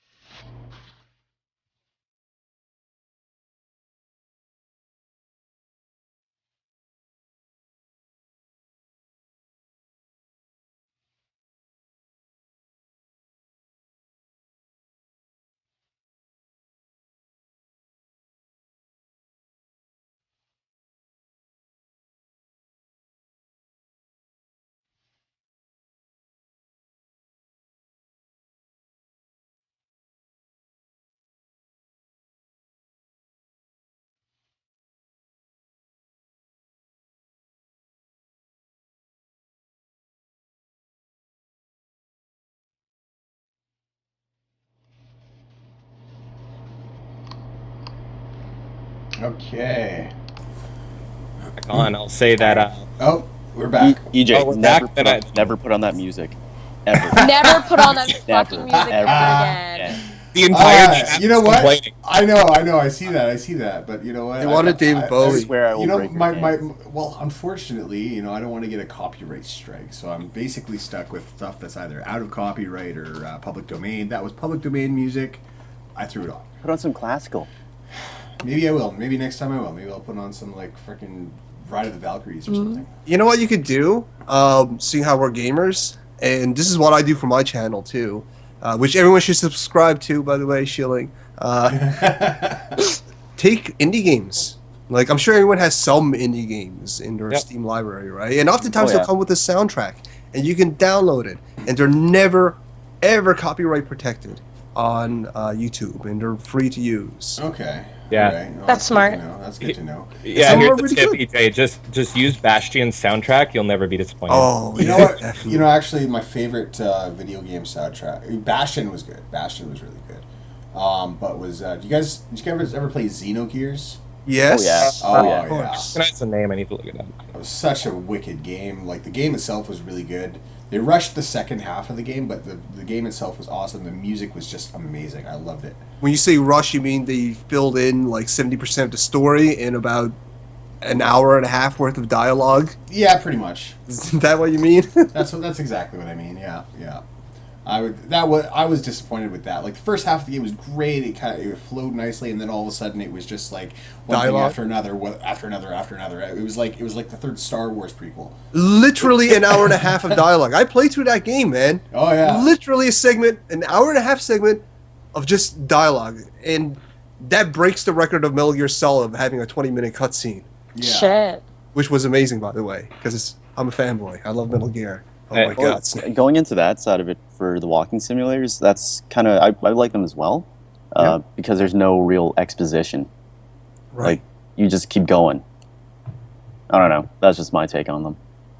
The thing I like about them is sometimes if you have a really good story that may not work in the traditional video game, you can make it work in that kind of game. It's like if the narrative is good and the plot's good and all that, and it would only work in that style, then go ahead, kind of thing. It's Well, you could like- also make the argument that Shadow of the Colossus was pretty much a walking simulator. There's like not much. There's not much story in it. Yeah, but There's there's a- Climbing. I Climbing. don't know. I mean, when you hear put- like, you put Shadow of the Colossus next to Gone Home or say Dream Oh no, I fucking or hate it. Memory, they're not the same, though. You know. I don't know. We were debating on the break about Telltale games, and I think that we're closer. But like even those have fail states. It's about it comes down if there's actual skill and challenge, or and a fail state. Involved. I still consider them more closely tied to point and clicks than walking simulators. But walking simulators and point and clicks do have some ties themselves. The thing about point and clicks is they don't. okay. I'm stealing this, but they don't have a fail state. But they're so difficult that the difficulty is their fail state. Oh, my God. Unless you're playing Yeah. Boobs, and it's the easiest fucking piece of shit ever. Some of my favorite games when I was a kid were the Sierra games, the Sierra Online games. Remember those? Oh yeah, I Oh, remember man, those. so good. King's Quest. King's Quest, Space Quest, Leisure Suit Larry, Police Quest, the whole 9 yards. Like I played the fuck out of all those. I was your enemy. I was LucasArts. So Monkey by- Island. No. Hey, don't- LucasArts is good, too. They were great too. Don't get me wrong. The original Monkey Island game, like it's Okay. so sad seeing where Tim Schafer went with that. But started. what's that? Don't get me started on Tim Schafer. Oh, Yeah, God. we can get into that. I'll be- Tim Yeah. Schafer is a very brilliant, dumb guy who is also very fucking lazy. Yeah. That's He's a good brilliant at summary. He's brilliant at what he does, but everything else that's not involving game design, he's fucking retarded. Like the whole sock puppet joke. The whole sock puppet joke. But you know what? The Bad whole at thing. math. Tim Schafer's stupidity came way before GamerGate. Way before GamerGate. I mean, look at the whole. As far as financials go, yeah.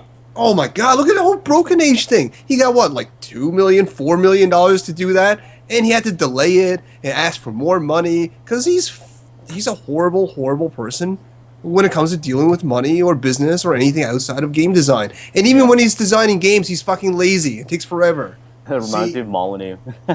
Like in my Yeah. own experience. No, I prefer Molyneux. Me too, actually. Yeah, me too. In my own experience, You got 3, by the way, and then doing- not including backs after. Anyway, sorry.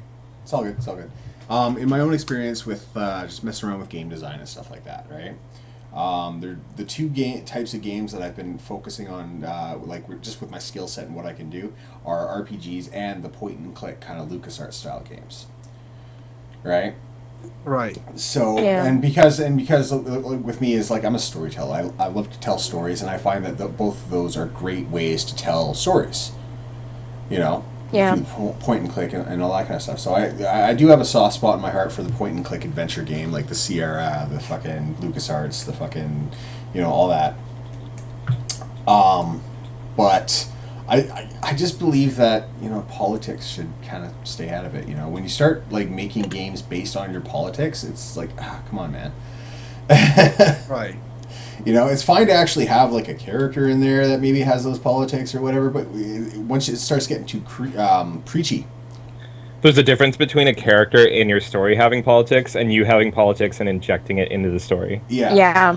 Exactly. But anyways, so shall we move on to the next point here, guys? Sure. What is next? Hold on, I forgot. Game Awards, Indie Game Awards. Now, Alder, you participated in a AMA with Milo. Yes. You asked some questions and got them answered. Yep. And one of the questions that you asked was on my behalf.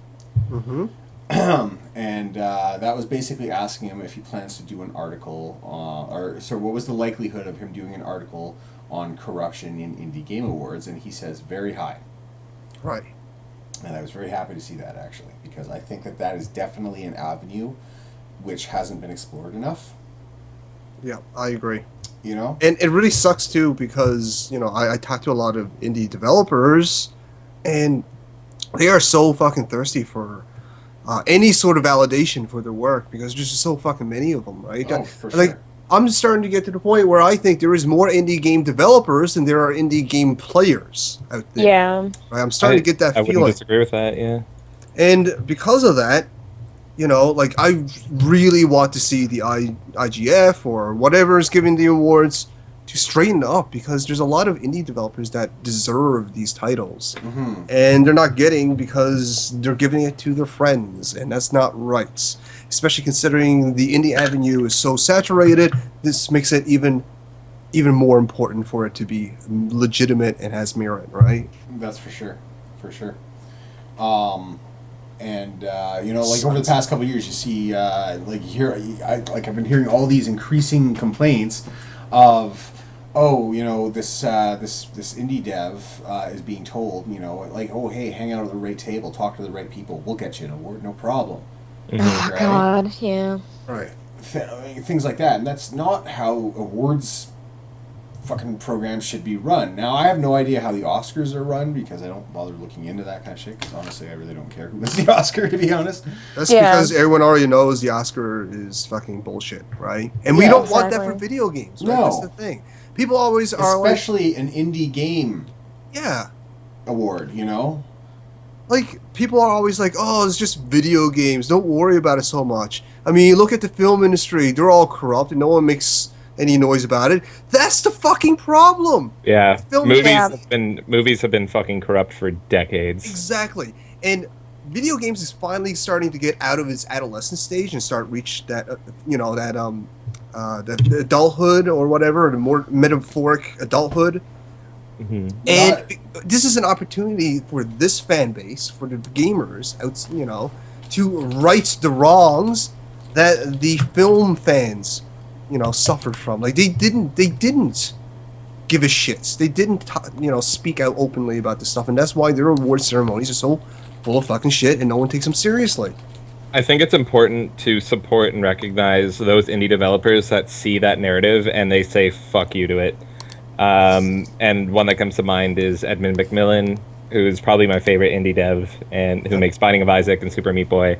And he goes to the point where he recognizes how bad it is, and Phil Fish actually told Oh, that's judges. perfect timing. I just put a picture of Phil Fish up on the screen. Oh wow, really? Yeah. Phil Fish, who's notoriously fucking corrupt and awful, who made Yeah, so Fez. here he is bragging about his penis size. Woohoo! Well, he didn't get along with Edmund McMillan, and he actually told judges to not vote for Edmund McMillan's game.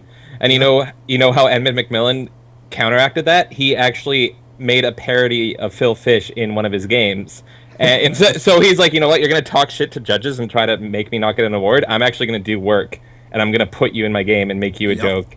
And He's if you play Binding of Isaac, there's a character named Judas, and Judas is the one who betrayed Jesus. Yeah. It's a very religious game, and Judas is wearing a Fez hat, which Phil Fish made the game Fez, right? It's just fucking brilliant, and I love that man. Anyway, Me too. so my point was, you got to support the developers that say "fuck you" to that narrative and that whole clique. You know, the problem too, though, is that there's in the indie scene, right? Like I said, I talked to a lot of indie devs. I kind of have a general idea of how they feel about Gamergate and all that kind of stuff. As being generalizing, obviously not everybody, right? But generally speaking, I find the indie scene to not like Gamergate, right? And it's for the reason because some of the most prominent members in the indie scene, like Phil Fish, like Ismail, whatever his name is from Vlambeer, Remy Ismail. There we go. Yeah. Right? These two are really, really prominent indie figures, and they're anti-Gamergate. And these, especially the San Francisco community, they look up to these people. And now they're against Gamergate, but in actual fact, Gamergate is trying so fucking hard to fight for their right to a award ceremony that has merit. It's not even their right. It's not just Gamergate's right. It's everybody's right. Yeah. Any gamer, whether you're neutral, anti, or pro, it doesn't it does have a bearing. I'm looking at some of the IGF awards and stuff like that. Like for instance, some of them I absolutely agree with. Like I'm a big Minecraft player. I love Minecraft, right? Yeah. And Minecraft won a bunch of awards, right? And they deserved it. I mean, look how popular it is. Look how big it got, right? Absolutely. But then there's these other games, like for instance, Fez. It's a side scroller. Now I tried it once. Yeah. I think I got it on a Humble Bundle, right? Mhm. And I tried it and I played it once for 15 minutes and I turned it off. Right. Yeah. And that's just my taste though. So like other people may have absolutely loved it, and that's fine. That's great. But when I start seeing like Double Fine, for instance, involved in a lot of this stuff, almost everything they do goes up for an award. Yeah. That's a little concerning to me. Because like, doesn't it change? Like, aren't they like no longer indie? It's weird because they are, but they aren't. They self-publish now, but they also publish smaller indie developers. Yeah. Okay. They self-publish and then they publish others, so they're indie, but they're not. I don't really consider them indie anymore. I don't know. I think they've gotten too big. You don't well, it's like the technical term for indie. Like you don't consider the creators of Serious Sam indie, but they technically are because they don't have a publisher.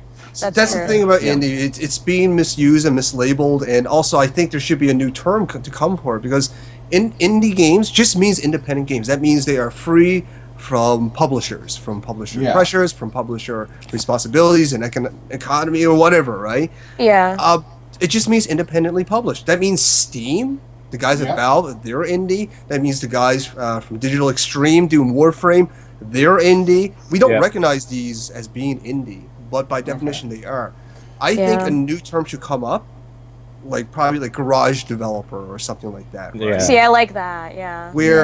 Where people like Tim Schafer, who by our current definition of indie does fit in, but when you're going up against the awards for what we consider indie, which is garage developers, he should not be able to participate in because of, the context of everything, right? His experience and amount of money he has is unfair to the garage developers. It's not fair to put them head to head.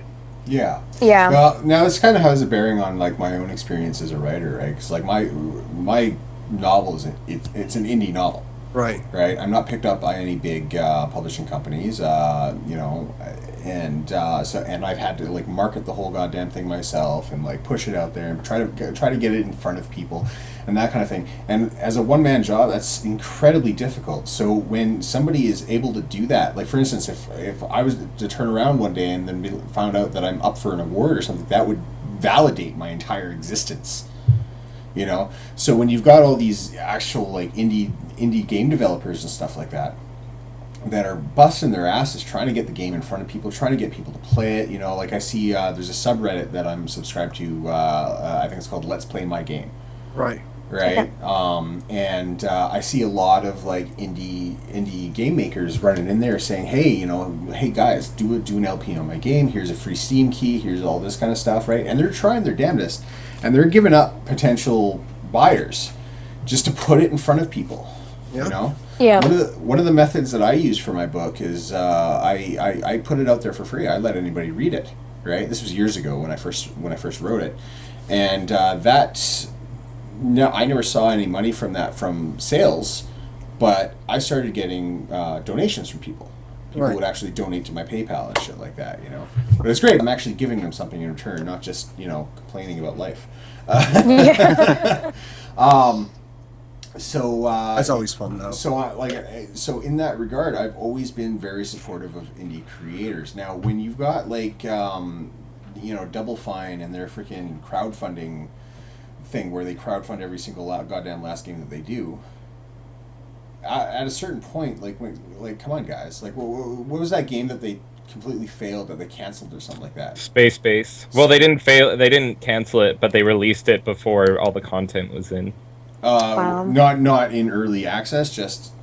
It was in early access, and they promised more, and then they were like, you know what, that's all we can put into it, so here you go, we're just going to make this the final game. Yeah. Well, yeah, that's how it goes. So, and then, what was it, recently we had Brandon Boyer, I guess? Is that the guy's name? Brandon Boyer? Fuck that guy. Fuck that guy. Well, didn't he step down? He stepped down, didn't he? He did. But still, I don't know this him, person. though.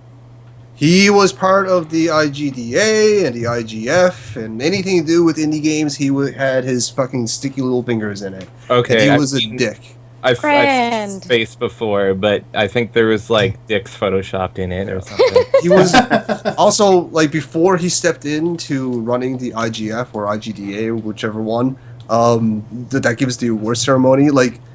The voters for the awards, they had to be transparent, and the way they voted and all that kind of information was out to the public.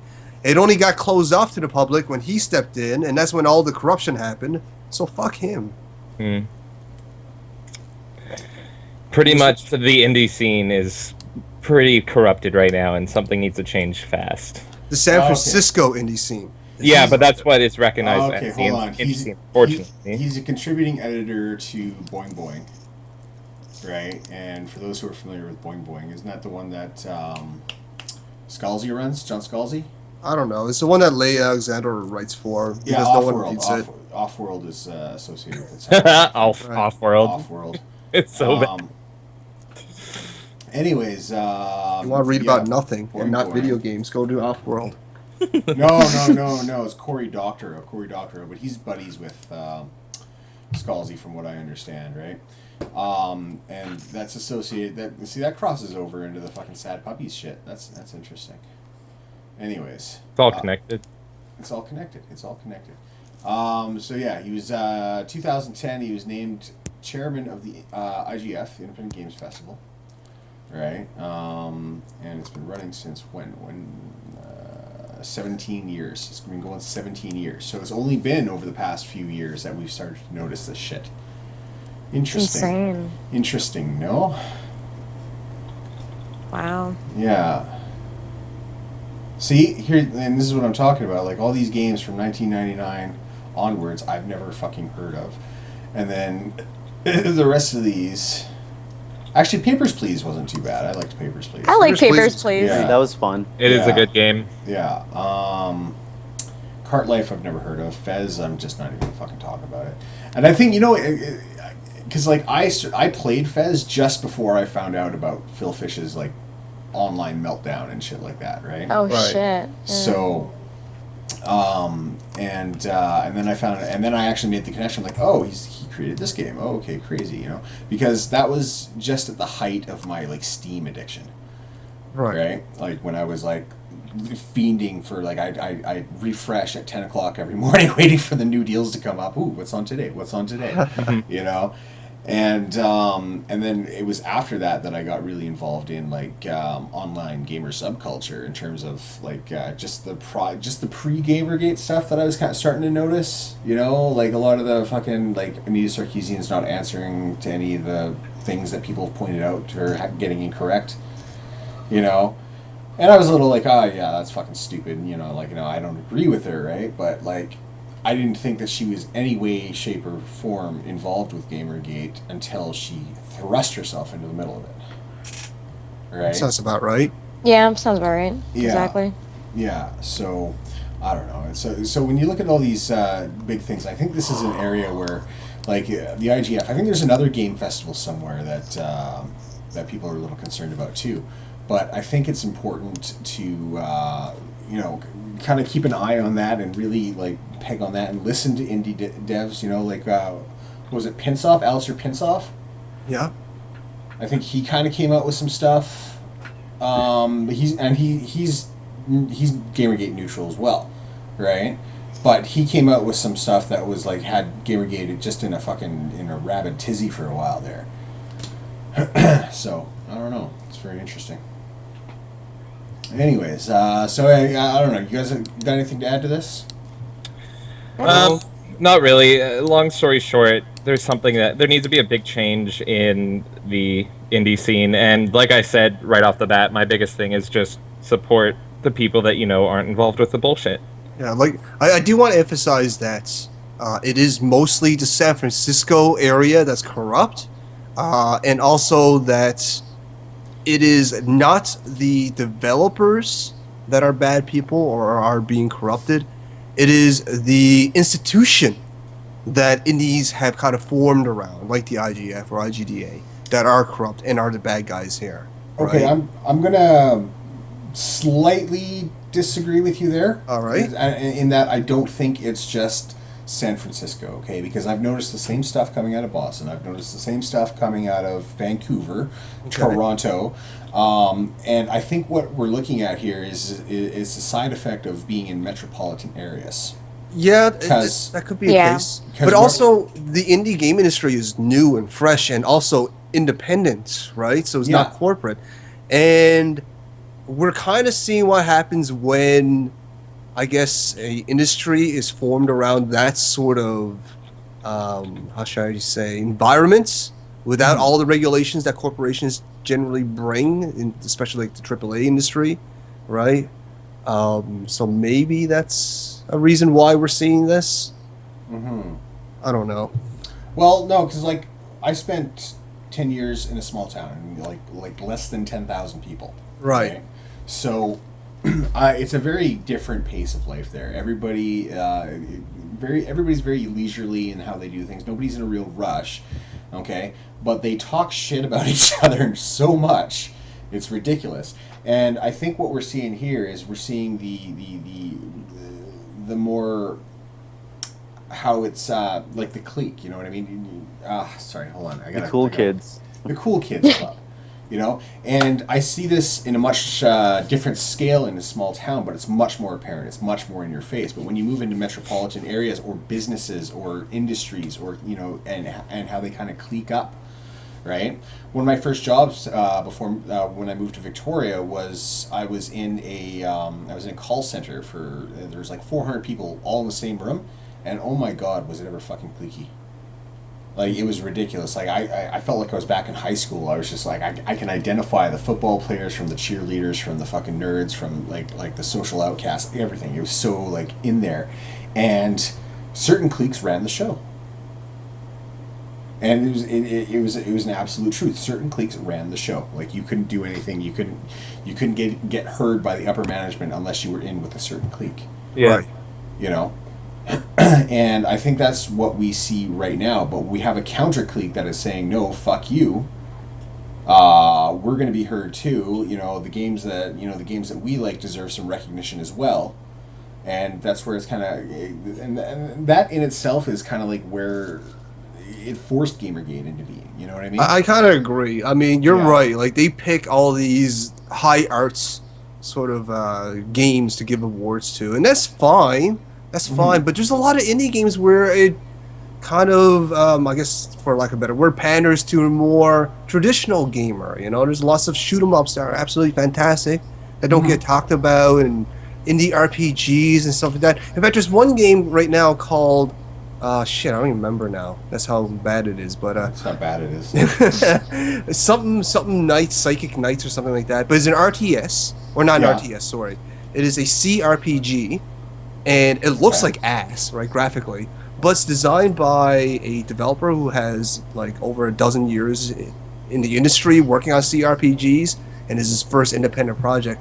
And it gets no coverage whatsoever. Is it called Rampage Knights? No, it's not Rampage Knights. I forget what it's called now, but from the people who have played it, I've heard nothing but good things about.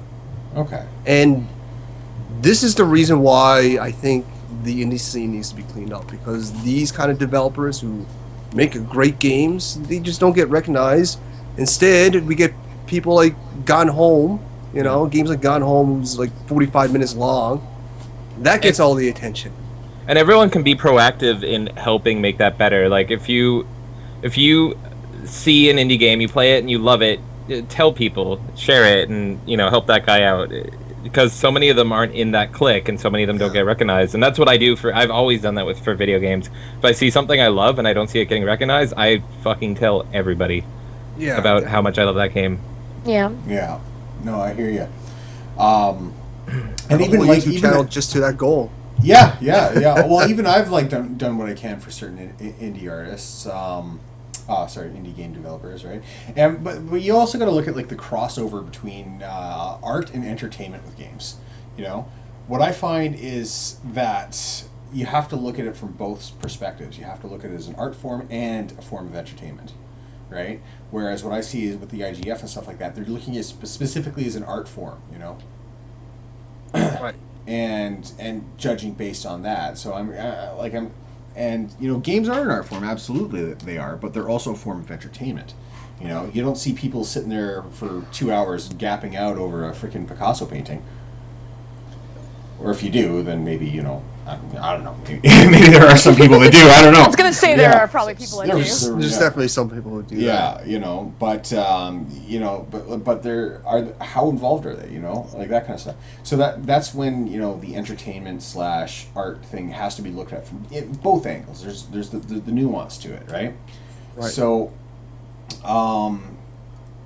and that's and so you've got this group that's pushing for, you know, games to grow up, you know, and it's hilarious. There's that one picture, that guy with pink hair and like a curly mustache. Oh god.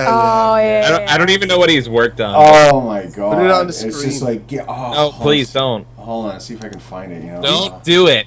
Who's that guy? I think it was a screenshot from a movie or something like that. Yeah, it was from that stupid San Francisco indie movie that says, "Oh, it's like this movie is about indie games." No, it's not. It's about the same 5 people in San Francisco. This is not about indies. This is about you fucking egotistic. I found it. I fucking found it. You want it? Yeah, give me a link. I don't want to do this, but here you go. It's in the Skype chat. You're welcome. Sorry, everybody watching. Oh yeah, this guy. Oh my god, that is so You're about to never be attracted to men Look ever at this again. guy. This guy. Damn it! This guy. Is Don't do sitting this to there me. Saying, Put it up. like, it's up on my end. It's up on the stream. The stream can see it. This guy is sitting there saying, games need to grow up. Okay? He looks like the Red Baron fucked a flamingo. Hold on, I need to counteract this. I'm gonna link a photo that will make people attracted to men again after you share that. Yay! So here, Oh, God. right below it is a different photo for everyone. Is it safe for work? Please tell me it's safe. It is. It's safe for work, but it will erase the image of what you see, and trust me, it'll work 100%. Milo. Yeah. Oh my! What the fuck is that? That's the thing. What is that? Oh. Did you catch up with the stream now to see the guy's picture? Yeah. It's Why- finally why- caught up. Why is that a thing? Yeah, it's like the red bearing God. fucked a flamingo and then got addicted to Hey, it's vintage T-shirts and fucking Flamingo kin shit, Lord. Get it right. I'll tell you hipster something, fucking man. It ain't punk rock. There, designer, everybody's straight again. You're designer welcome. coffee and What? shit. Well, everyone. Oh, Milo. You know what though? I'm totally not gay, but I would. I would. Would you touch Milo's bum, EJ? Would you? Didn't you see my rant last night about like how far back me and his hair go? I haven't. Oh, I saw that. Oh, yeah, I cracked up. That was awesome. That made me a little jealous. Yeah. You know, That there's guy's a reason. face upsets my soul. You're still Fuck. on about Why'd you that. put it back? Stop. Oh Jesus! Oh god! Oh god! Ooh, which is it? Which is it? Oh man. Okay. See, here's the difference here. Ah. Totally not gay, but I'd let Milo be the top, but this guy, he'd be the bottom. No, I would rather set myself on fire than anything. Oh god. I second that. That's ridiculous. It's like that scene in Family Guy where someone sees Meg and they just start screaming and douse themselves in flames and run. Look, guys, not everyone in chat is a fan of Milo. All right, I'm gonna send you a picture that I don't care. everyone Why? likes. Milo is Okay, you know what? I understand that some people don't necessarily like Milo. Okay, and I understand why they necessarily don't like Milo, and they're welcome to. It's neither here nor there. The reason I like him is because he was one of the first people to actually back us up in terms of like I agree. more mainstream sources of journalism. You know what I mean? Yeah. And it's sad it happened to be from a right wing thing, but I've always been bipartisan. I've always tried to look at both sides of it. Oh, definitely. So the fact that you shouldn't listen to that guy, he's right wing, that doesn't mean anything to me. You shouldn't listen to this guy, he's left wing, that doesn't mean anything to me. Yeah, I'm right. You I'm know. with you right there. Yeah, Same here. it doesn't Yeah. mean anything. It's just like, okay, and right. Besides, diversity of the mind is so yeah. much more important than diversity And- of the body, right? And he actually addressed why some of the reasons that people didn't like him in that AMA that he did yesterday. Right, and he said that he completely understands where they're coming from, and what it seems to boil down to is either A, because he attacked gamers in the past, and he didn't really attack them, he just made them the butt of jokes. Right. Right, and I'm sorry, but I've got a sense of humor. I can deal with it, And the other being his view on transgender people. Right. Yeah. Which I don't necessarily agree with him either. Okay, there's some things I absolutely do agree with him on, some things I don't, and that's just it, But in terms of being like supportive of GamerGate, he hasn't done us wrong. You know, Yeah. for You me, know. and it's the unpopular opinion, but even when I disagree with him, he always makes a really good argument for his Yeah. point. Yeah, for sure. Every single thing, no matter how much. Like he's against gay marriage, and I'm totally for gay marriage. And Yeah. hearing him talk on the subject, it's like, I see where you're coming from. Even though I would never agree with you on that, it's like, you fucking Milo, you make good points. Yeah. You handsome bastard, you. Well, So intelligent. And then the other, and I think there's another reason people don't like him is that he is arrogant, and he is. That's what I like about him. He's what? He's arrogant. He's I cocky. love his Arrogant. arrogance. He's cocky. Yeah. He's cocky. Yeah. Yeah, Yeah. I like him because of that reason, actually. Because he's cocky. It's Yeah. because he's such a fucking dick. I love it. It's great. Yeah. Recently, one of my friends who follows this kind of privately said that the way Milo reacts to feminists is how I react, and I remind him of Milo, and I'm like, that is the best fucking compliment I've That ever is the gotten in my biggest life. compliment ever. I was like, you just made me swoon, sir. So, oh god. Oh fuck, that's hilarious. I think Milo's reached a point for me where he can say no wrong just because I love him too much. I need to take a step. I like during the during airplay, like I remember standing up, and actually Q can attest to this because me and Q were watching airplay together. I remember standing up and freaking out at Koretsky because he kept interrupting my right? Me Yeah. too. Me too. Yeah. And it kept but it started with Kathy. It started Yes. with Kathy. He kept interrupting Kathy, and I was like, "Come on, buddy, come on!" Like, just shut let the her fuck up. finish, right? But after I had time to think about it, I'm looking at it from Koretsky's, perspective. Koretsky's been in journalism since the fucking 80s, since the early 80s. All right? Yep. Milo's what? He's like 35, 40, something like that? Immortal. Yeah. Yeah, we'll Oh, say something- immortal. something like that. Anyways, probably, we'll I'll say- find his actual age. Hold on. Yeah, we'll say he's 35. He's 30. He's 30. Yeah. Holy shit! So yeah, He's 30? According to 30. Wikipedia, which is super reliable. Yeah, Yeah. we all know Pretty Wikipedia's young, though. reliable. 1984, he was gifted upon this. Get book. Milo on stream, you would die and go to heaven. I would. I honestly would. Get him on here. I would beat you to heaven. Yeah. Oh, hi Milo. We were just Who would talking. swoon first? I don't know. That's a hard one, man. It is hard. Oh man, Eh, I just remind him about the history between me and his hair. Yeah, I know what you mean though with the whole SPJ thing. Like, I was getting so upset when Koretsky started interrupting Milo, and Yeah, but the reality is that Milo's compared to Koretsky, Milo's new to the journalism game. very true. You know, he does not have the experience that Koretsky had, and Koretsky was getting annoyed. And afterwards, like at the time, I was like, "Oh, fucking Koretsky," but afterwards, I had time to think about it. I was like, you know what? No, I kind of get where he's coming from. You know, he was getting annoyed, and you know, maybe he acted a little bit like he made it a little bit personal there at one point. You know what my biggest problem You was that he started off saying this is unstructured and they can talk about whatever they want. If he would have started off saying I want it specifically be about this and structured, then Milo was going off topic, then fine. But he wasn't, because there was no topic, and he said that at the beginning. That was my biggest problem. Is like, you literally said 5 minutes ago that there's going to be no structure and I'm just going to let these guys go. 5 minutes later, no, you can't say that. You can't say that. That's my problem. That was definitely And he also brought up a really good point in that if you're not willing to put the work into the story that you're covering, you should just not cover it. Yep. Yeah. Right? And people are like, oh, but we have to cover GamerGate. It's a thing. Well, then put the work into it. Oh, we don't have the time or money to do that. Then don't cover it. Exactly. You know, I mean, I when I review a game or do an impression on the game, if I don't play enough of it, and that's contextual to the game, right? I just don't talk about it. Like, I'm trying to do a review for Evil Land 2.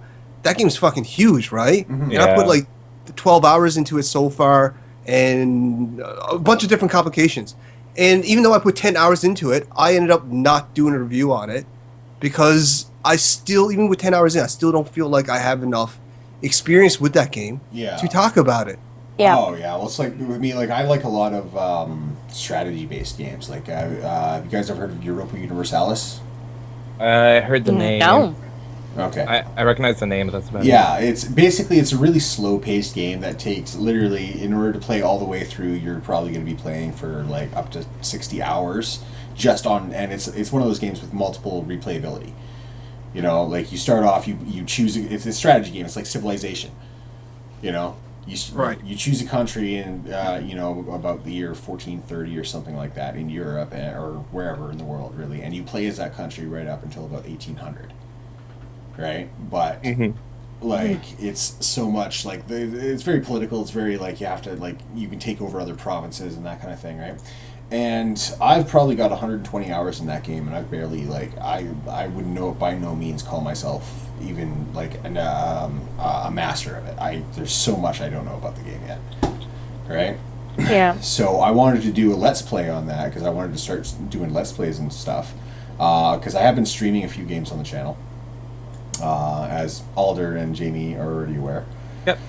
That was fun. We gotta do that again. Any time that I'm not at work. Yeah, for me, like, because weekends are the best time for me, right? Because like during the week, it's either early morning or like 8 o'clock at night, and I can stream for like an hour or two before I have to go to work. Yeah. We can talk about it off. Yeah. We'll talk about that. We'll talk about that another time. Yeah. But yeah, like it's about in terms of like the whole journalism thing. Like when I'm writing articles, for instance, on my blog on Black Triton Media, right? There are some people have noticed like, well, why haven't you written an article about Sarah Butts? You know? Yeah. Because I don't find her newsworthy, for one, right? And hey, that's fair enough, you know? Because I don't know enough about the legalities of what she did and all that kind of stuff. That's a big thing right there. I don't know enough about it. I mean, Milo had to go through 7 rounds of legal check-ins. 7 rounds, yeah. 7 rounds of legal. That was the one thing once Milo dropped his article is I tweeted him and Leo Pirate, and I'm like, I know it must have been really uncomfortable to deal with this person for the amount of hours you had to put this quality of work in, so thank you. Because I don't think most people would be able to stomach that. Yeah, Exactly. for sure. Do that. Because there's no way in hell with that quality of work that both of them did that they just slapped it together in an hour. They spent tons of time having to focus on this person. You know, like oh, sorry, go ahead. I was just gonna say the logs is thousands of pages. So these two people they sift through. Yeah, it's years of stuff, right? Yeah. What was I going to say is a good example here is the article I wrote an article last week called "Stop Appropriating Characters for Political Fodder," and it was all about the Brianna Wu, Ellen McGrody article about Samus. Oh fuck! Oh god, that made me so mad. And the thing is, it's like I understood a little bit about that because like I know, like I have transgender friends. I know a little bit about transgender culture, and a lot of them are like, yeah, like this is a stupid idea. You don't make somebody transgender who's not, because that does the exact opposite of what they think it does. Exactly. You You know? create characters based off the concept first. You don't just randomly change other characters into that. Yeah. Yeah. Like actually, that's one. Doesn't of the make things, sense. That's one of the first things you learn in creative writing too. Is you build the characters before you build the setting. Exactly. You know, so like this is 20 years after the setting, and the characters or 30 years, whatever, and she's trying to make it out to be a trans person, right? And so anyway, I wrote the article basically offering my opinion, and you know, and then propping up an actual example of what I think is a good transgender character, which was have you guys seen Sense8 on Netflix? I've heard about it. I haven't watched it. People always recommend that to me. You know what? I'm going to recommend it now. I actually absolutely love the series, and one of my favorite characters was character Nomi, who's transgender person, right? Who's actually played by a transgender actress, and I thought that she was a great character. She was one of the people that I was like focused on following throughout the course of it, right? Right. And I think they handled it great. I think they handled it with class, you know, and that was a positive transgender character. But when you're going around and you have to actually have like she's playing this weird political game. Like even if you look at the little rant by Ellen McGrody here, what does she say? I don't care about canon. I don't care about authorial intent. I demand queer representation, and I will subvert and take away your spaces. Subvert literally means to take over. Yeah. You know, like that means to like fucking push you out and install myself as dictator. You know, like well, it's ridiculous. I don't know. I think it's pretty also fucked up. hilarious to me that like the whole argument's been like, oh, we need women in games, and it's like, oh, we found an example of women in games, and it's like, oh, let's turn them into trans in games now because clearly the in games narrative is crumbling, so now we need to go into trans in games. Yeah. That's how I view it. It's like, why else would you take a super, you know, powerful female character and turn them into a trans person? Plus Because- the whole. Go ahead. Sorry. Go ahead. No, you go ahead. I was gonna say like the whole representation of trans people in media. Well, let's be realistic here. Like I got nothing against trans people, of course, but how large of the population do they actually represent? If it's really, really tiny, maybe that's why there's very, very tiny amounts of representation of them in media. Agree. My problem isn't even that. My problem is just like stop, like even for the women thing and for race and for sexuality, everything, just stop changing pre-existing characters and make your own. I don't care what you make. And if it gets popular, great. Even if I don't like it, that's fine. But stop changing things I like. And I don't know. This is why I loved what Stan Lee said when he came out of retirement to talk on it. And he's like, "Look, you wouldn't make Black Panther a Swiss character, so why are you changing?" I fucking love that. I quote him all the time because it's so brilliant. Yeah, you wouldn't change Black Panther's race, so why are you changing Spider-Man and Captain America? Exactly. Okay, Like- hold on. And he even said, "Look, I'll make you guys black superheroes if you want. I'll make you guys new characters if you want. Just- but stop changing the ones I made fucking 40 years ago, 50 years ago." Like, All right, I got something here. Now this is Wikipedia, so take it or leave it. But I'm looking at the LGBT demographics of the United States, and it says that 0.3% of the entire U.S. population is transgender, Okay. or identifies as transgender. Okay, so that's literally, yeah, that's 3 out of a, no, yeah, it's 3 out of 1,000. It's just not reasonable to that put, right? Am I mathing say, wrong? even 20% of media's figures as trans people, when 0.3% of the people watching it might actually be trans people. But Yeah. but even if they did, if they were original characters and like every fucking game that had a new character had a trans character in it, I wouldn't care because that's new content. Yeah, Exactly. I don't give a shit. I agree. I I don't- Give agree. a shit.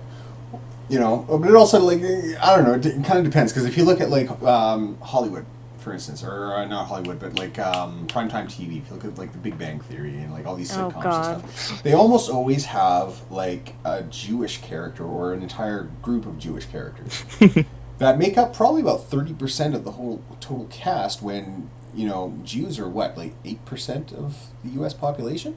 Yep. Right? You know, so like, and nothing against Jews, I don't really care, but like, it just seems a little lopsided there. So like so in order for them to get more representation, somebody who actually in real life has, you know, a certain percentage of representation now doesn't.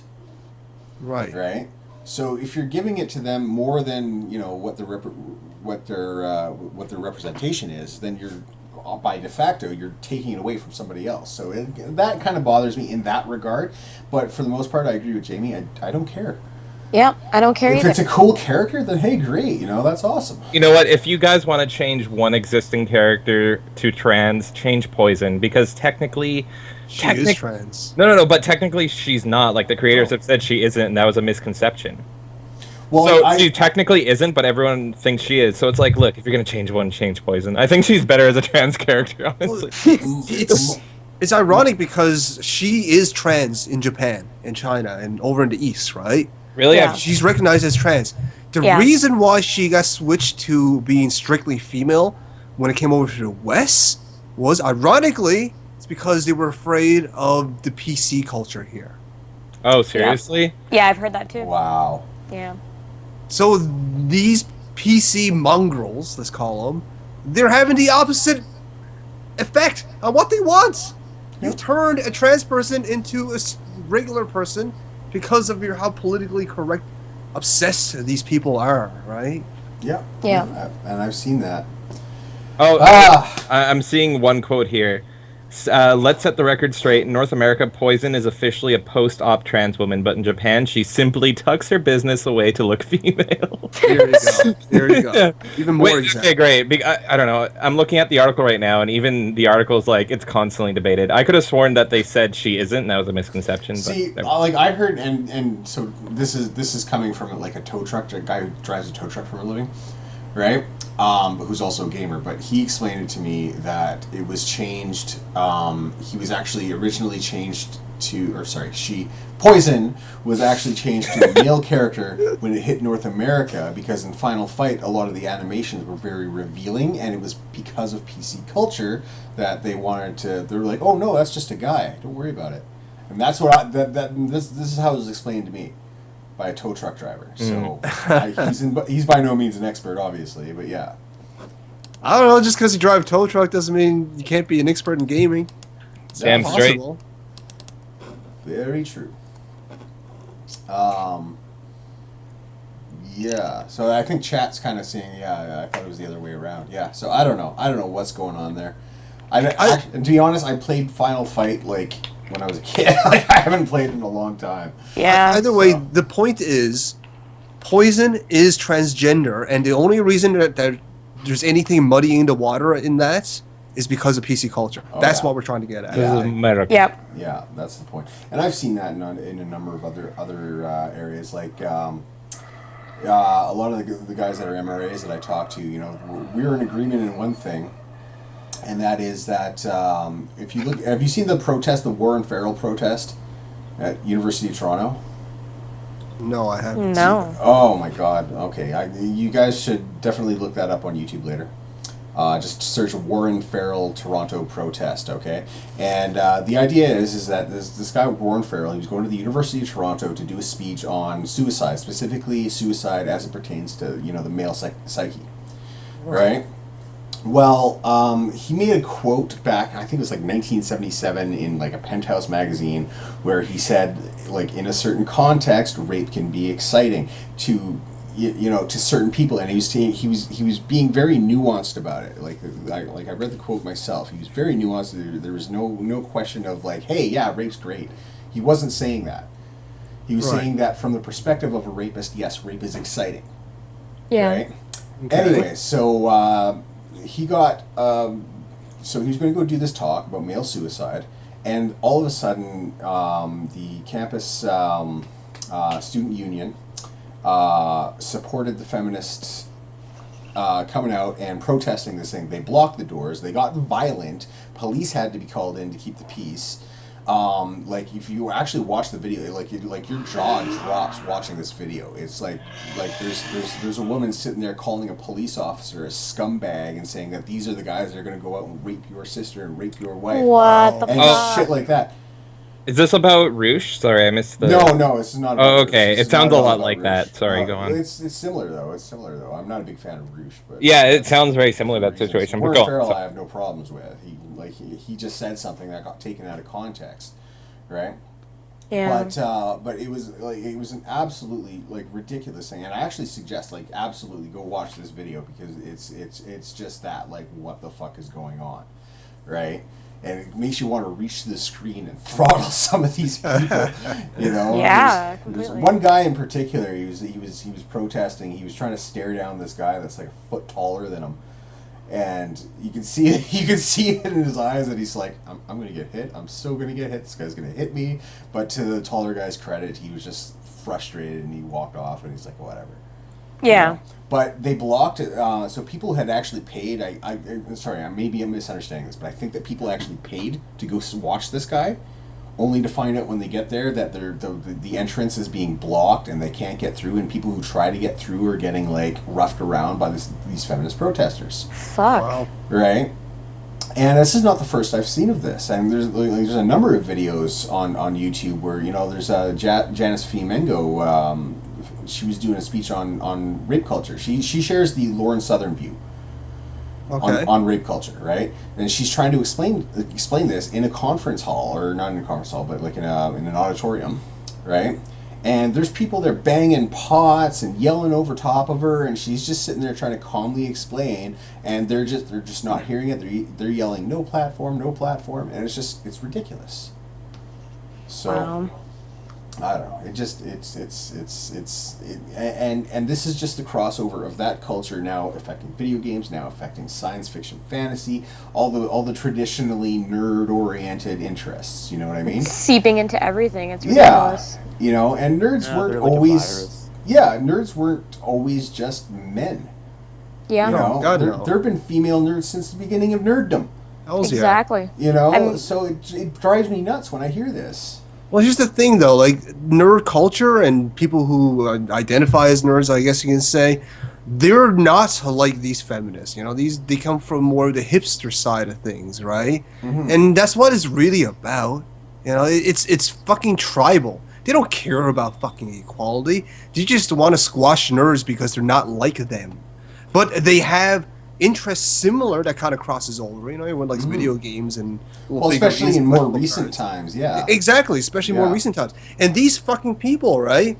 They're like, oh, well, we love your stuff that you've been involved with for fucking decades, but we don't like you, so we're going to take it and shun you out of it. That's their fucking plan. That's what it's all about. It's I don't just like it, change tribalism. it. Yeah, exactly. They Oh, want I to got- kick. They want to kick the old guards out and bring in their own. I was in elementary school. I was a huge nerd. I was a big nerd. I used to get beat up because I was a huge nerd, right? I took my licks. I took shit, and I fucking and instead of letting that fucking keep me back down and making me ashamed of being a nerd, no, I fucking owned it. And nowadays, nerds are actually treated with some modicum of respect. Yep. Because our entire culture is predicated on fucking what nerds have created now. Absolutely.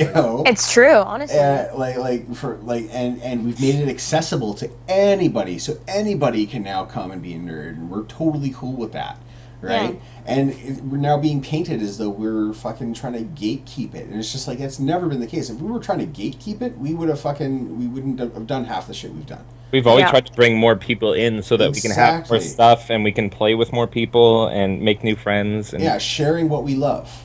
I have Yeah. never seen a nerd in a group say you're not welcome here. Yeah, Yeah. Until San Francisco. No. Seriously, Yeah. most inclusive group ever. Yeah. Yeah. And they're using these tired, well, now they're tired definitions: sexism, misogyny, fucking homophobia, fucking all this kind of stuff. It's getting to the point where, like, and like I said before, you know, when I used to hear these words, I opened my eyes and I was like, oh, okay, I'll keep an eye on this guy. And now I have to roll my eyes because I can't take it seriously, and that's not, and that makes me feel guilty almost.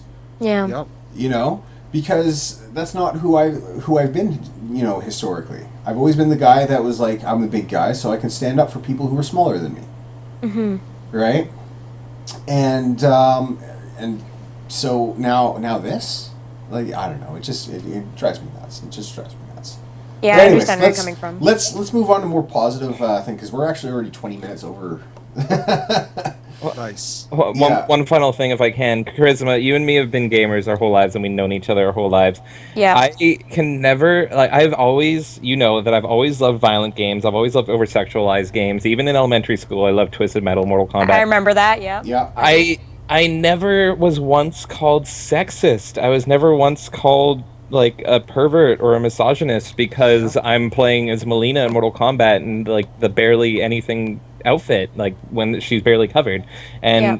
I mean, you've played these games with me. You played games. Have you ever heard that? I've never heard that accusation thrown until No. like getting out of high school. And Until now, recently, yeah. Yeah, the past 5 years or so. yeah, it's crazy. Yeah, it took over academia, and now it's infesting other cultures. It's so quick how it happened. This Yeah. was, or last year I should say, was the only year that I was ever insinuated as being a sexist.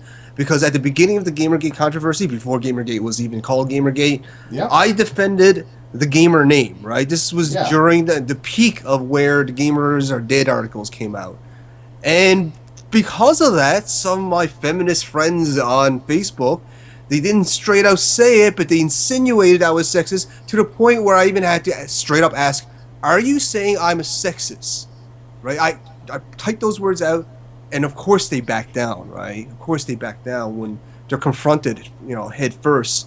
But And after that, I was just like, you know, fuck it. I'm done with Facebook. This is too much bullshit. Yeah, well, that's just the thing, right? Like, I had a similar experience. This was prior to GamerGate, though. This was when everybody was trying to accuse that mass shooter of being an MRA. Right. Oh, Right? yeah, I remember that. Yeah, everybody was going, oh, he was an MRA, and he was an MRA. I'm like, no, he wasn't. He was an incel, freaking wannabe pickup artist. That's not an MRA. Those two things are not the same thing. Oh, you know, he was an MRA. And just because I'm trying to correct them, all of a sudden I now have misogynist accusations thrown against me. And it's just like, what are you talking about? Mhm. Like, no, I'm just clarifying your point here. Yeah, I'll agree that this guy was probably misogynist. He probably hated women. Absolutely. I don't argue there. Okay? But where I do argue is whether or not he's an MRA. He didn't identify as an MRA. He didn't go on MRA sites, despite you saying that Return of Kings is an MRA site. It's not. You know? They hate MRAs on that site. Yeah. And I don't like that Like site hate. either. No. It's all Yeah. bait, that site, yeah. Oh, Yeah, it me is. neither. I'm not. I think I went there once and I was like, nope. I don't know. He had a pretty good gaming website, Rexion or something like that, but that got closed down, unfortunately. Oh, is that?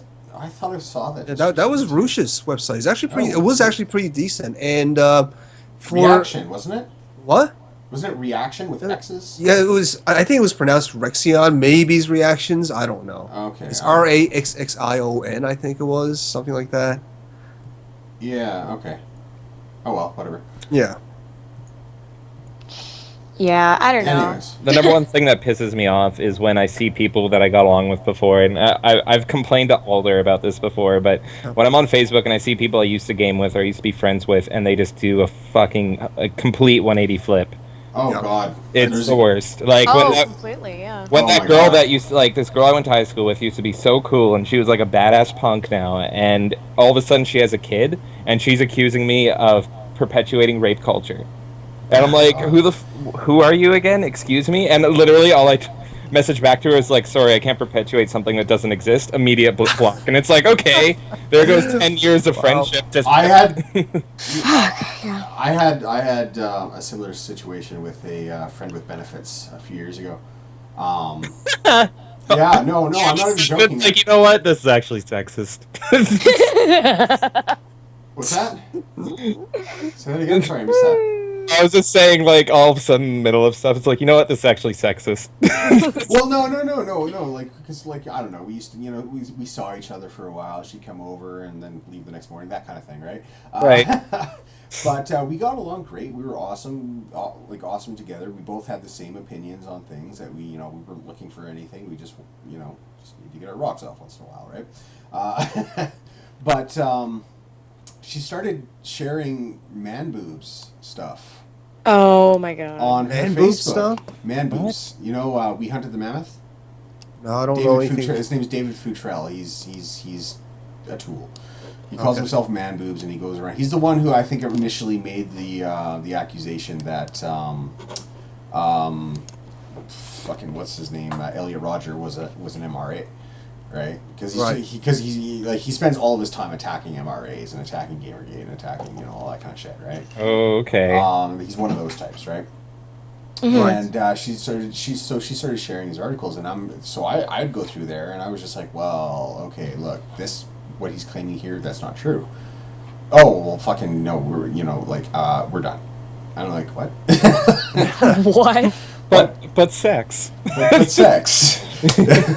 But whatever. Like, fuck, shit happens, right? That's crazy. So I don't know. And then we were still friends on Facebook for a while. And then what happened is she got in an argument with one of my buddies, who they actually shared a history, right? And he said something. He called her something, or I think he called her a bulimic whore or something like that, right? And not exactly the nicest fucking thing in the world, right? But I didn't say anything. I was just like, whatever. They're adults. They can deal with it themselves, right? This girl's mother contacted me. Why didn't you defend her? Wow. Like, what? What? Like, what? Look, we're not dating.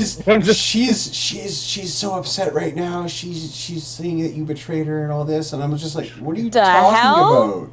Mom, Yeah. And I explained to Mom here that I'm like, she's old enough. Like, I think she was like 21 at the time or something like that, and I was like 32, but still. And I'm explaining to her, I'm like, she's an adult now. You realize this, right? Like, she can fight her own battles. And honestly, she provoked him.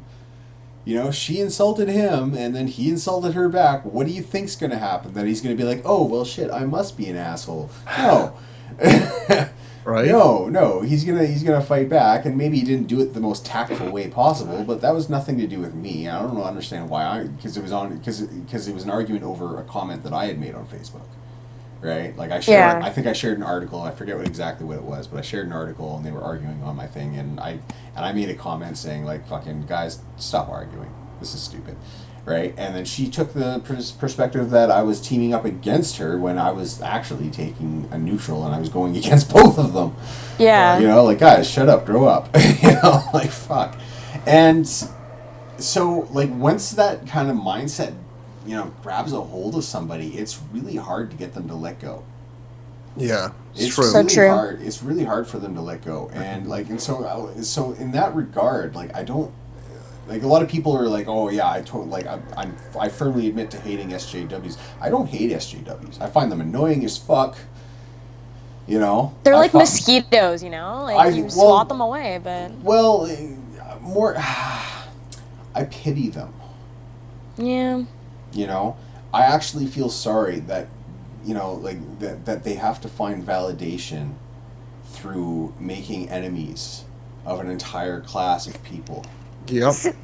See, Because- I wouldn't pity them because they have so much power to change shit they don't like. See, and I was gonna mention that too. Like, the thing is that there's always gonna be people like that out there that will disagree with you and cause a stink. But I feel like they just have so much more power than other people have in the past to really create an issue. Now, And it's not fair.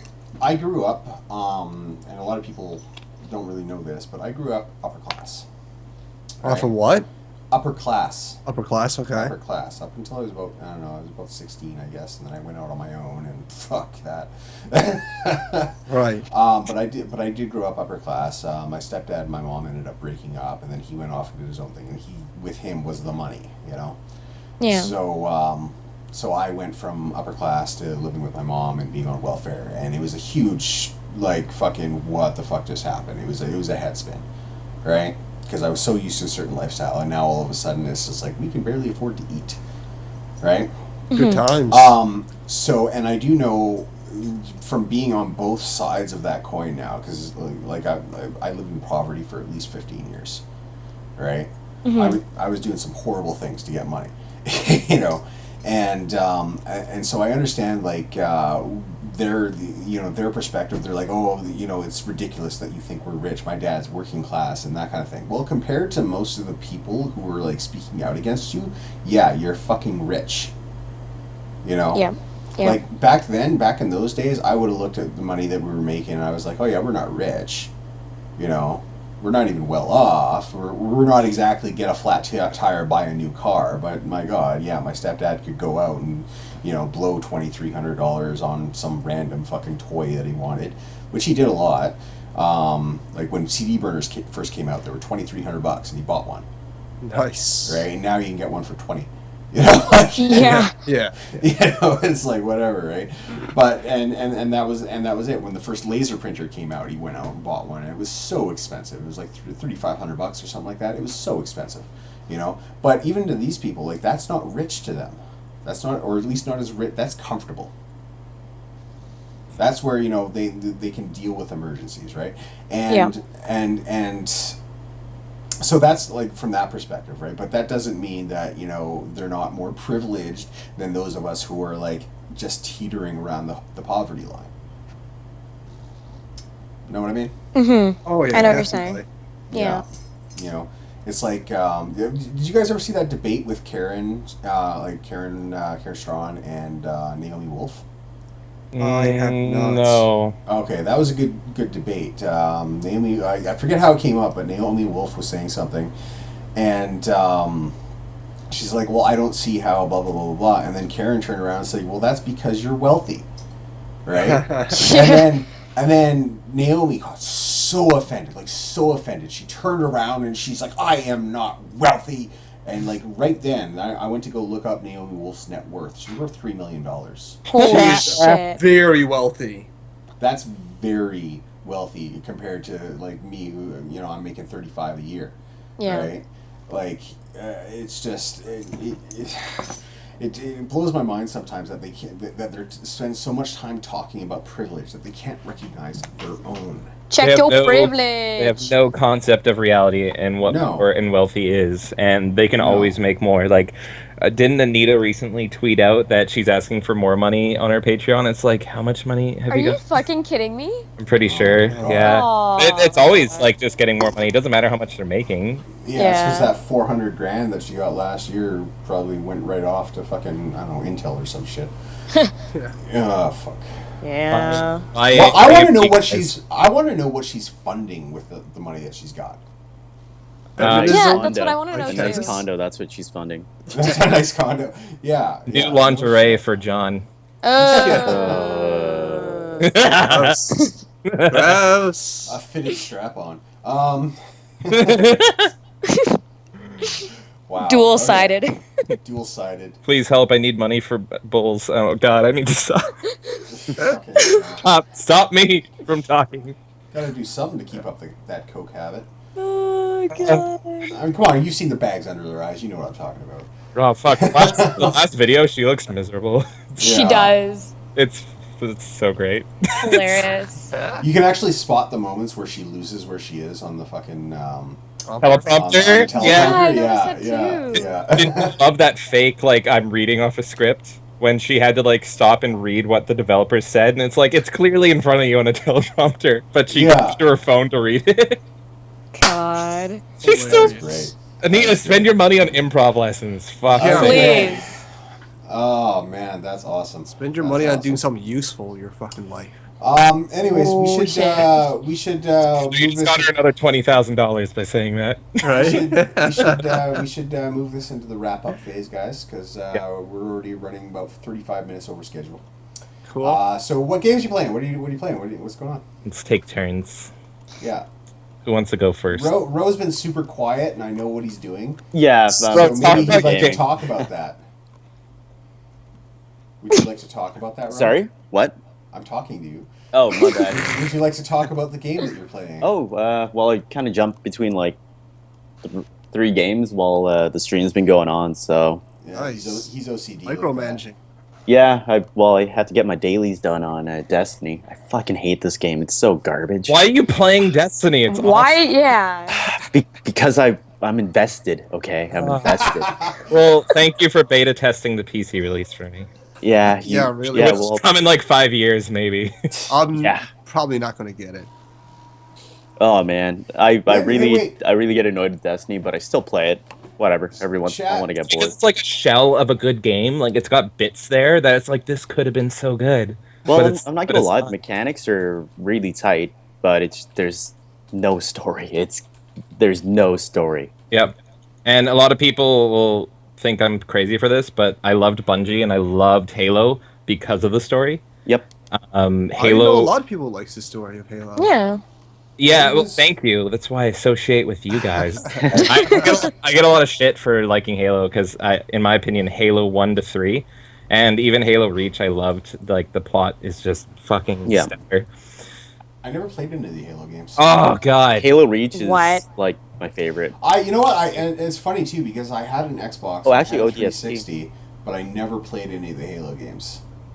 Oh my god, you need How to. is this Yeah. possible? Yeah, that's sad. Because I was spending all my time playing like fucking Morrowind and Oh, fair enough. You know what? Morrowind's Morrowind, pretty fair, good. that did consume a lot of time. for Elder me, too. Scrolls pretty good. yeah. Get a friend over and do Halo 1 to 3 co-op, and I can't believe that Halo, what is it, 5 is not going to have split screen co-op.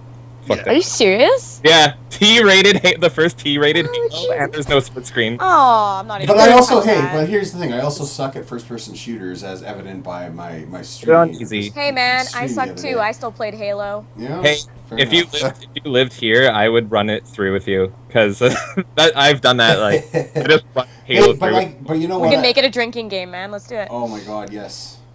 Yes, maybe we should. Maybe we should. Yeah. Well, that's the other thing too. Is what is like 28 days from tonight? I think it is 28 days. Yeah. For what?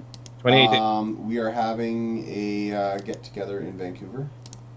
All right. Are I heard we? about this? Yes, it's going to be a smaller level get together where we're going to be planning for a much bigger get Which together. is why we weren't going to announce it on here.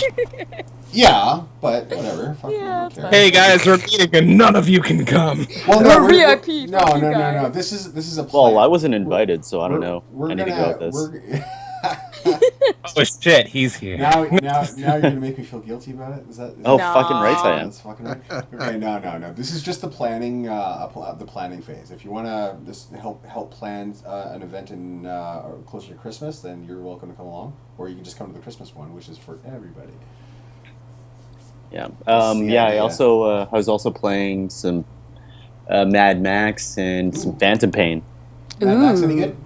Mad Max is an open world game Okay. with cars. Yeah, it's an open world game. That's about all I can really tell you about it. I've Mad only got Max. maybe like 5 or 6 hours invested in it right now, and it's a decent game. It's not like terrible by any means, but it's so cookie cutter for the most Oh, I part. see. That's what it looked like to me. That's why Yeah. I chose Metal Gear over it. Plus, it's Metal Gear. Yeah, You know what? well, I had to get it.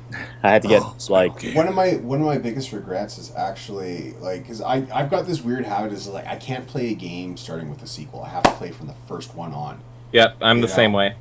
And You can play so- Witcher 3 without playing any other ones just fine, just so you guys know. Well, I played the first Witcher two 2 Witchers, is so it awesome. doesn't matter. Yeah. Yeah, I played the first two Witchers, so that one doesn't matter. So like, Nice. but like with oh fuck, I just had it to you. Metal Gear. I played the original one for the Nintendo, Yeah? right? Yeah. I loved it back then. It was a great game. You had that like infrared goggles that I kept calling infrared goggles because I didn't know what infrared was. I was like Infrared. 6 or 7 or something. I was These are inferred goggles. They're not really real. They're just inferred. They're infrared. And then the sequel came out and it sucked. I didn't enjoy it. And then I remember Metal Gear Solid, the first one came out, and at that time in my life, I was still in like abstract poverty. So getting games was like, okay, that was a pipe dream. You know what I mean? Right. Yeah. So I never got a chance to actually play it through, but I'm like looking at like some of the stuff like Peace Walker, and I'm looking at like the Phantom Pain, and I'm like, wow, these games look like Phantom Pain especially looks really fucking cool. It's unreal. It's so fun. Yeah, like the like you get to build a zoo or something. I understand. Yeah, I've got it. Fuck, really? Yeah. No spoilers, guys. Sorry. No, sorry. don't I didn't even know that was a spoiler. So like, Well, I thought one it of was the just things a you can feature. do is you go into the countryside in Afghanistan, and you can like go grab a goat or a donkey and just tie a balloon to it, and it just goes. I saw. Oh my love it. god, that's awesome. I saw an animated GIF of somebody doing that with a bear, Oh, I love that. like Yeah. tying a weather balloon to a bear, and I was like, Yeah. what? Yep. Hey, Snake, what's up there? And then all of a sudden, just Yeah. Yeah. Yeah. Oh god, that's awesome. All right. So that's Ro. What about the rest of you guys? What are you guys playing? What's going on? all there you go. All right. What that? Okay. I've been playing Metal Gear as well. I haven't been putting as much time into it as I should. Personally, I'm probably going to spend the rest of the day playing it. But I've also just finished playing a little bit of a game called Dropsy. It's Ah, Oh. so good. dude, it's the latest little indie game Devolver. from Devolver Digital. Which, by the way, you should buy all their games. What the Fucking fuck is fantastic. that thing? Give Fork Parker all your money. He deserves it. Ford Seriously. Parker is amazing. What But this- the actual fuck? It's What? a new like pixelated sort of indie point and click game where you play as a clown, Dropsy. That's not a fucking clown. That's a fucking. I don't know what that is. He man. just wants hugs, EJ. He just wants hugs, man. He's going Just on a wants hug hugs. venture. But he gets accused of starting a fire and burning his circus down and for murder and all this stuff. So he has to go on this redemption journey to clear his name, I guess, and hug everyone that he sees around. And it's frigging awesome. It's so colorful and cheery, but the story is so fucking dark and morbid underneath all that shine. And is that sort of juxtaposition that I'm really, really digging from this little game here, Dropsy. Dropsy, guys, look it up. It's crazy. That's awesome. Yeah, Yeah, it it's did look good. really good. Alder, I want to know if you played this game, and I can't remember the name, but it's got a really like kind of indie art style, and you play like this biker in this post-apocalypse, and there's only one girl alive, and you Right. have to protect her. Do you know what I'm talking about? What? Explain again. Sorry. It's like a side scroller. I think it plays like Earthbound, and it's really like pixelated art, and it's post-apocalypse, and you find like one girl that's alive, and you need to protect her. Do you That know sounds the game? Damsel. I Damsel. don't know. It sounds kind of like Ico for the PS2. Fuck, I'll find it. I don't know You exactly. guys, that's totally a damsel in distress trope. Clearly, you haven't played it if you didn't know what it is, but it looks really good, and it looks like a game that you would play for your channel. So I wanted to know if it's good. Oh, show me. I definitely like to check it out. But I'll find it. Well, the art style in Dropsy doesn't look too bad. Hey, here he is with Cthulhu.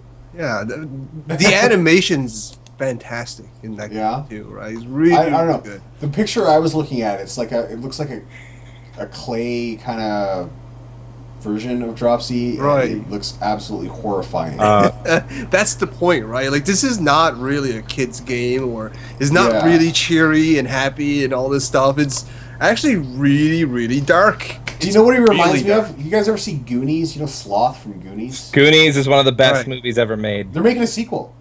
Yeah, I heard. I'm scared. Yeah. Well, if it's by Spielberg, I wouldn't be too afraid. But if it's by anyone else, maybe some worry. By the way, Alder, the game's called Lisa, and yeah, Lisa, Have you Yes. played it? No, I own it. I've heard a lot about it. Play it. And tell me how it is, because I love the plot idea. It's pretty much like the world's filled with perverts, and you have to protect this girl. Yeah, apparently it's crazy. I mean, you guys know Icer from Twitter? Yeah. Yeah. Oh, of course. Icer Yeah. or whatever. She Icer. during the Steam Summer Sale, she was playing that, and she was kind of reporting back on her thoughts about that game during that time, and she seemed to really like it.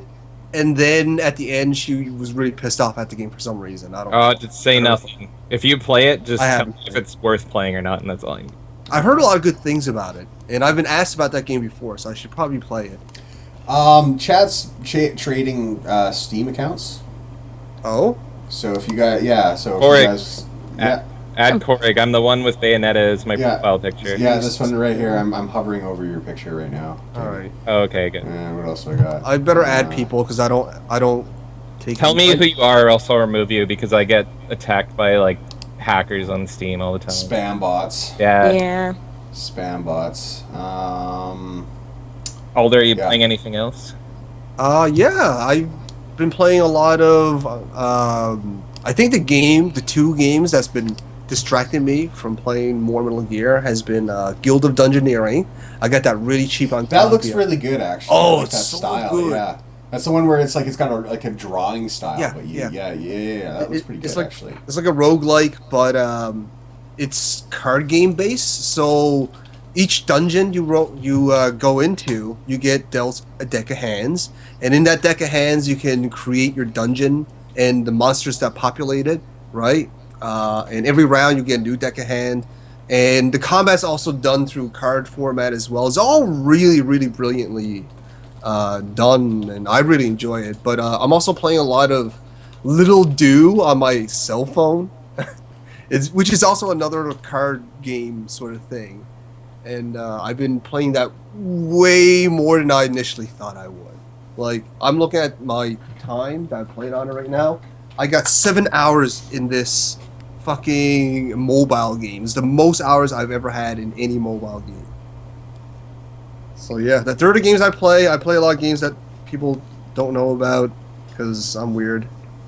And I'm a game hipster, I guess. You're a game hipster. Hipster! You gotta Not really. You gotta play them before they're cool, eh? Yeah, exactly. Yeah. So what So we else? EJ, me, and Karisma left for games. Okay, well, the only game that I've been playing lately is paying bills. So next. All right, I'll do mine, I guess. I'm not playing anything really new since last time. I'm still playing Heroes of the Storm. I just finally got level 70 in Diablo, so I can stop playing that forever, because I got my mount for Heroes of the Storm. That I'm addicted You're wrong. I played Diablo 3. When you reach level cap, that's when the game just started. Yeah, I actually was having this conversation, and I can't get into games if there's no plot whatsoever. And I'm saying, like, Mario is enough plot for me. Like, there needs to be something. So I really like Diablo playing the story, and then afterwards, it's literally, like, you can still play and get levels and stuff. And I'm like, but there's no motive. I'm not having a motive to play. So Motive is to get better gear. yeah, see, it's not a plot narrative thing. So like, even if there's something like super simple, I need that. And that's actually why I was having. How come you like MOBAs? MOBAs are like The thing is, MOBAs actually have a plot. And Really? yeah, like the plot in Heroes of the Storm is like there's this thing called the Nexus, and all these different characters from different universes get pulled in, and it's got an opening, and Uther's actually explaining to Raynor like what the Nexus is, and he's like, "What the hell is this? Did the Protoss make this?" And it's like, not really. so like that's literally all I need. And I was having this conversation with my coworker because my coworker's super hyped for Mario Maker, which is out now. And I'm a Nintendo fanboy like crazy, and I actually don't really care about Mario Maker, and it's because there's no plot. And he's like, but it's just about making levels, and I'm like, that's the problem.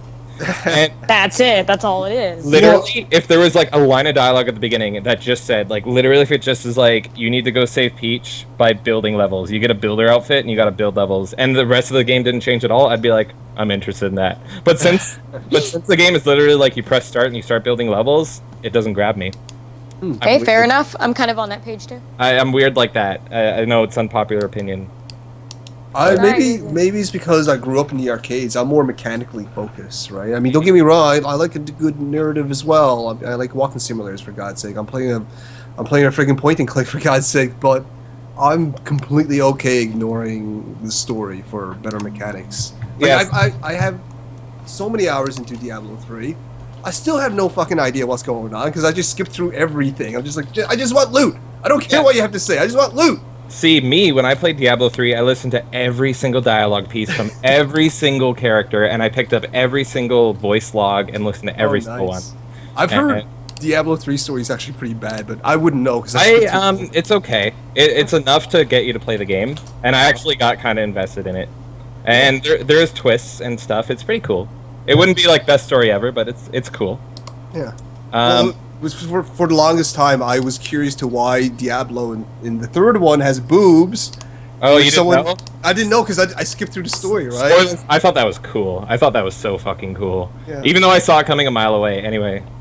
But yeah, I don't know. People play games differently, and Oh, yeah. definitely. Absolutely. Exactly. Narrative That's and why plot when are you're- always the most important thing to me. That's why when you're looking for reviews or impressions for your video game buyer's guide or whatever, it's always a good idea to cross-reference, to get reviews and opinions from multiple people. Because as you Yep. said, everyone has different tastes, everyone plays games differently, etc., etc. Yeah, guys, go to Polygon. They're the best. Yeah, go Polygon. This game has boobs. 6 out of 10. I would Aw. recommend going to Polygon to get a reference of bad reviews, and then you watch everyone else's. Yeah, exactly. Pretty Fucking much. That's what Bayonetta 2 is a masterpiece, and they give it a low score because boobs. Yeah. Yep. Anyway, to finish up, so the only other thing I played because I was hoping Batman would be fixed, so I didn't start anything. Spoiler, it's not. It is for some apparently, but others it's still not working. Anyway, so the only other game I played was I woke up one day wanting to stream Diablo, and I go on and I see a game on that's $1, and I'm like, fuck it, I'll stream it. And that game is Shower with Your Dad Simulator 2050. Oh, I watched your. Do you stream of still that. shower? You know, It's that's so good. that's actually funny. I was watching a Sips stream of that. The other Oh, you should day. watch mine. And well, I was Watch Jamie's, I it's was hilarious. literally just on your Steam profile, and it showed that you'd been playing that recently. So I was like, oh yeah. Yeah, it's great. I didn't know what to expect, and the game actually has depth, and it's got a plot. You gotta go find your dad and shower with him, and talk to other dads. It's great. And you gotta walk it. And Hold on. Wow. Sorry, What? that was loud. oh, okay. And then finally, the only other thing I've done is we have a friend of ours that comes over regularly, and she doesn't like anime at all. And we told her about Honey Pop, and she's like, "This is awful." And then we have Oh her, yeah. and then we had her play Honey Pop, and she's like, "This game's really good." Honey Pop is amazing. Jamie, that was Oh like my the most God. successful thing we've ever done in our Yeah. life. And then- Honey Pop. Yeah, she doesn't like anime at all, and then it's like, "Watch, you're gonna love Honey It's Pop." because it's got the puzzle game aspect of it, right? Yeah, but it's a really Yeah. good game. And now my next goal is to get her to try Catherine, because I explained Catherine to her, and she's like, "That sounds awful," and it's anime, and it's like, "I'm gonna make you love it." Jamie, let's do it. Let's make her play it. I'm down. Catherine's amazing. No, Okay, Honey Pop's legit All good. right, though. Jamie. I just gotta say, it's awesome that your girlfriend loves Ghostbusters. oh, it's her favorite movie. It's top 3 movies of all time for her. How does she feel about the whole like Oh. making 2 different ones now? Oh, don't get her started. She fucking Okay. can't stand. Like I can't stand it. But like, okay, here's the thing about my girlfriend. I try to argue and debate identity politics and all that. I have never someone the thing she has said about Anita Sarkeesian Yeah. would be technical harassment. Wow. The things she has said has made me like cry with laughter because she just doesn't take shit. She's just like, what was the quote? I got screenshots. Hold on. It's I like great. cried laughing when I heard all this. Oh my I god. took screenshots because when someone insults a game she likes, she doesn't argue or debate. She's just like, fuck them. So yeah, that's what I needed to do a video, and one of her favorite games is Ratchet and Clank. Oh yeah. And so I'm like, hey Jessica, Anita's going after Ratchet and Clank. Her response, and I quote, she can shut her lying whore mouth by sucking her ugly fake reviewer boyfriend's cock. If I gave any fuck what this person says, I would tweet it. I'm sorry, tiny cock. Now that's better. Yeah, don't fuck with Ratchet and Clank unless you want me to hate you. She can take her cheap dollar store hoop earrings and shove them up her ass. Oh my god. Yes. Yeah, so Yes. Hilarious. Oh. similar feelings towards the Ghostbusters remake. Fucking awful. I've never Absolutely. Yeah. seen it. Is it awful because they replaced all the characters? Or is it awful because it's actually a bad movie, like bad story and shit? It's not out yet. It's being made, and the reason it's awful is because Ghostbusters fans have been screwed with for a while and promised things and built. Promised a sequel. They've been promised a sequel for years. In my opinion, Ghostbusters Yeah. the video game. The video game's stellar, and it's written by Harold Ramis. So Yeah. One of my really good friends, he's been a hardcore Ghostbusters fan for years. Like, I go into this guy's man cave and he's got like Ghostbusters merchandise every fucking where, right? yeah, And I asked him how he felt about it. He's like, "Don't even fucking talk to me. Don't even fucking talk to me about that." And I was just like, "Whoa, okay." And they're pushing the film so hard, and like everyone, you can see they're paying people off to push the film. And if you look at the comments, all the Ghostbusters fans are like, "Fuck off! We don't want this." No matter how much they outcry, they don't want it, but they still push it off. And I think can I put my tinfoil hat on for a second? Sorry. Yeah. But Ernie Hudson, who played Winston, the black Ghostbuster, he was the only Ghostbuster talking shit about it, and he's fucking awesome. He was like, "Oh man, if they're gonna do it, I hope the women are at least sexy." Oh my god. And he was just like, "Look, no," and he understood. He was like, "Look, no fans want to see this shit." And you know what happened? Like, he kept doing that. And then eventually, like one day, he's like, "You know what? I changed my mind. I think it's a great idea." And it was like, no. You've been talking for like a year about how you hate this, and now you're promoting it. And now other articles are talking about how you're promoting it. It's fucking... That seems a little, yeah. Yeah, it's. I honestly believe he was like paid off by the company. He was like, "Look, if you shut up, we'll give you money."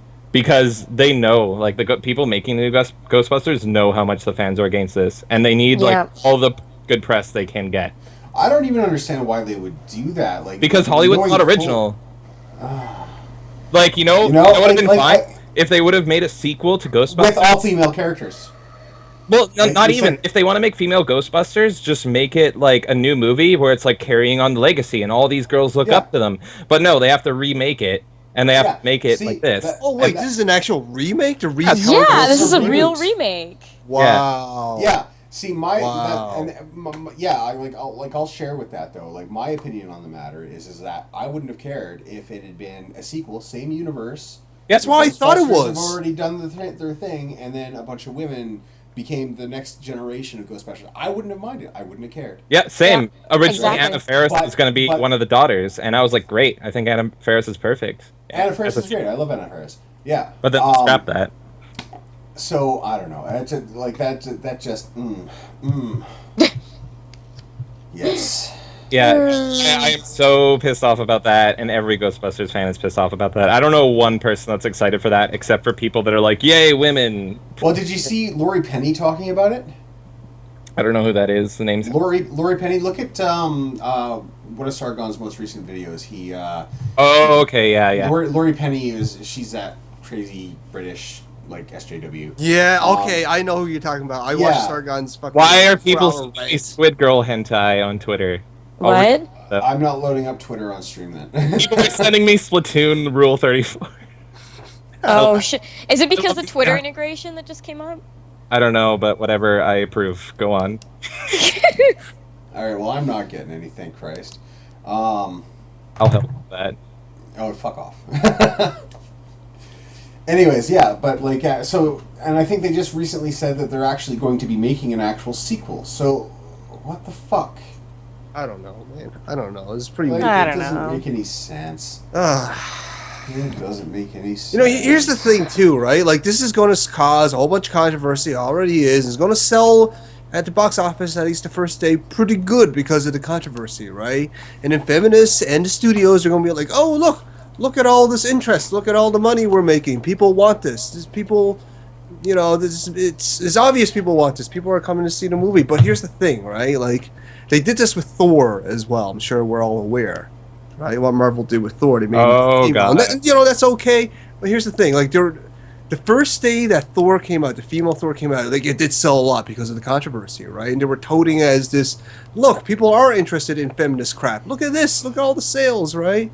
But what they didn't tell you is that the weeks following, Thor comic sales tanked lower than it ever tanked in its history. Yep. Right? Until they revealed who the female Thor was, I think, and then it picked back up. They did go back up because that's how comic book fans are, right? Yeah, because they redeemed themselves on that. Yeah. On how they met, because it ended up being his. It was actually kind of interesting. It was interesting. I will admit, I'll admit that too. Right. The feminist line, however, that they fucking pulled on it, they played that for fucking. Oh, they definitely did. But how that relates to the current Ghostbusters situation is, like I said, the first day of opening week, it's going to sell lots because of the controversy. But the weeks following, they're going to see such a huge decline, assuming the movie's bad. Okay, I am assuming the movie's going to be bad. We're going to see a huge decline in theater audiences. But worst off is, as far as paraphernalia, selling like Ghostbusters junk, they're not going to be able to sell any of it. They're going to kill the franchise because of this, assuming it's going to be bad. Hopefully, it's not. Well, It's gonna be bad. I don't know. Like, It's going to be bad. What's the see? What are the percentage of women who buy things like merch like that? I don't know. It's not even women, because my girlfriend's more pissed off about that than anybody. It's like fans. Like, fans are not buying. We're still talking about Ghostbusters, right? It's feminists aren't geeks. They're not the buyers of this culture. If you're more, well, actually, the way I look at it is, if you're more a feminist than you are a geek, then you are a feminist. If you're more a geek than you are a feminist, then you are a geek. Right. Yep. At least that's yep. It's like we're fucking king of the hill. We're sitting around years talking about propane. Yep. So that's what I've been playing, guys. Identity politics. There you go. Woo! Fun game. Beautiful. All right. Well, we've been running 3 hours now. Karisma, are you playing any games before we go? Oh, yeah, shit. So I started playing the Telltale games finally. Ooh, good Don't choice. one. Yeah. Remember. Fable. A mutual friend of mine and Jamie's got me into Wolf Among Us, which I'm like obsessed with now. It's a great game, yeah. Read the comics. I used to read the comics. They were really good. So good. Yeah, so I beat the first chapter, and I went over to another friend's house, and they got me into Tales of the Borderlands. So Okay. I really like that too. I haven't played that one. I was a big fan of their Walking Dead games, though. Their Jurassic Park game, the Back to the Future game. Like, they've done a bunch of really good games. Yeah, I love them. I feel like they're Borderlands going to is be my new actually favorite good. company. Borderlands is good, yeah. Okay. And Because- I don't know anything about Borderlands. Like, this is just me jumping into a whole new series, right? That's good to know. Like, Borderlands, the game itself has a pretty interesting story, and I like the characters in the game. It's just too bad it's done by fucking Gearbox. Because Yeah. fuck Gearbox. Yeah, when I saw that Yeah. they were going to be doing that, I'm like, well, is Anthony Birch going to be a consultant then, and it's going to be filled with identity politics like the previous? No, it's fucking hilarious. I think it's because it was... Go ahead. No, I was just saying the Tales of the Borderlands is so funny. Like, Okay. That's one of the things I really like about Telltale is their writing is top notch. Like, I'm Yeah. actually looking forward to this Minecraft one they got coming out, the story mode. I'm I didn't know that. curious That's awesome. to it. I'm going to try it out. I worry that they're going to water down their brand by doing all these franchises and stuff. Personally, I think that's their shtick, actually. yeah, If I you think look that's at- their shtick too. Yeah, You might be right. Every game they do is like Jurassic Park, the game, Back to the Future, the game, Walking Dead. It's none of their own original creations. They even did like Sam and Max games. That's true. Yeah, they do. true. That's their shtick, right? And I think they do a good job at it. So. Yeah. if I can be the unpopular opinion, I actually think they're overreaching and they're releasing too much because, like I noticed with season 2 of The Walking Dead, I thought it was not anywhere compared to season 1, and I thought none of the choices mattered. And I don't know, it felt rushed. And they're doing like 5 projects right now all at once, and it's one company. And I don't know, Yeah. I feel like they need to slow down a bit and focus on quality over quantity. No, that's fair enough. Like I did notice quite a few bugs in Tales of the Borderlands. So Yeah, well, I noticed that as well in Walking Dead season 2, and it's because they're rushing so much. But I don't know. What I personally would like to see is I want them to maybe not fully because it's not selling as well, and I understand why they're not doing it. But I'd like another traditional point and click. Like me and Jessica's favorite series was Sam and Max. Like that's my favorite game that they've done is the Sam and Max trilogy, and I would flip if they did Sam and Max 4. Yeah, because they haven't actually done a Sam & Max in their newer format, have they? Yeah, well, I don't even want them to change it because fans would freak out if Sam & Max was a choose your own adventure. But I don't know, I want another Sam & Max pretty much. That's what I'm getting at. Is I would love to see them do some more point and clicks, especially with Sam & Max. You could play the poker games by Valve. I hate poker, but I bought those just because... just because it had like Brock Sampson or whatever the fuck his name is from Vincent Bros. Jessica plays it because she likes poker, and I just watch it for the dialogue. Nice. I honestly, I bought them just for the hats. I gotta admit. Oh, nice. They're like Chrono Trigger stream. I'll do that. I love Chrono Trigger. That is a great game, and Yeah. and I think Square Enix is really cool about Let's Plays too. So Yeah, they are. They're pretty good for the most Yeah, part. yeah. I'd do a Final Fantasy VI stream. I totally would. Oh, that sounds fun too. Yeah, fuck, I named my daughter after a character from that game. Speaking of which, hi kiddo. Hi. How's it going? She's you like, convert- hurry the fuck up. What's I that? won't name any potential kids after Knights of the Old Republic, but Jessica will let me. Jamie, that's also my dream. Just Is your daughter named Tifa? Because that would be pretty No, it's cool. Final Fantasy VII. My daughter's name is Celise. Oh, Celise. Say hello, Celise. Hi, Celise. That's Have all you we made got. her? That's Have all you we made her got. play the game that she was from? She started playing on her own actually. Ooh, Yeah. that's Nice. awesome. Final Fantasy VI because I got it for our PlayStation 3. Cool. And she's playing it for a little bit. I'm not sure she got very far because once again, like the game came out before she was born, so the graphics are a little lacking. Yeah, You know, so she's not used to that. But she was playing Final Fantasy X hardcore for a while. I like Final Fantasy X. It's a good game. Yeah, Yeah. 10's great. Yeah, 10 was good. 10 was good. I think it was the last decent one actually. Yeah, I agree with that. No, 10 Yeah. too. I know that's unpopular. Actually, I I, like ha- 10 I too. have that. I have didn't- that. I haven't played it yet though.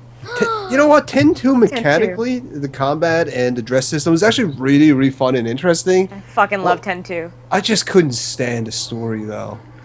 I know, but it was fun. Didn't it turn like didn't it was like the way I heard it explained, this was back when it came out, it was like It's essentially Final girl power. Final Fantasy X crossed over with Britney Spears. Yeah, essentially. That's pretty accurate, yeah. And look, I like Britney Spears and I like Final Fantasy X, so what's the issue? Well, the problem is we're misogynists, right? Yeah, that's right. Yeah, fuck women and stuff. So like, yeah, that's yeah. Yep, Okay. yep, yep. Anyways, All right. Well, we've been running 3 hours, guys. I think we had a really good stream today. Yeah. yeah, definitely. Chat is definitely fucking crazy alive. Like it's still going. Look at you guys. Love but it. Yeah. So let us know what you think of the new setup. If I need to change anything, obviously, Alder, you think I need to change the font. Yeah, you're using title fonts, dude. You should use body font. Like, All right. It's Okay. true. Body fonts are where it's at. yeah. Okay. I mean, it's fine for the title on top, sure, whatever. But when you're listing people's credentials or credits or anything like that, that's body font stuff, right? Yeah, okay, Just that's simplicity. fair. Simplicity. That's fair. That's fair. Use. Yeah, basically, I just whipped this up this morning, and I did it in like 10 minutes. Hey, you know what? It looks really So. good considering. So Yeah, considering Yeah. so, I agree. I was impressed with it when I saw it. Nice. Yeah. I like hearing that. I like that on the side where it actually lists us all. So too. I need to change my Skype photo. That's what this is making me realize. Well, I used all your Twitter photos. Yeah, see, that's fine. Right, but I so, realized like, how yeah. ridiculous my Skype photo is.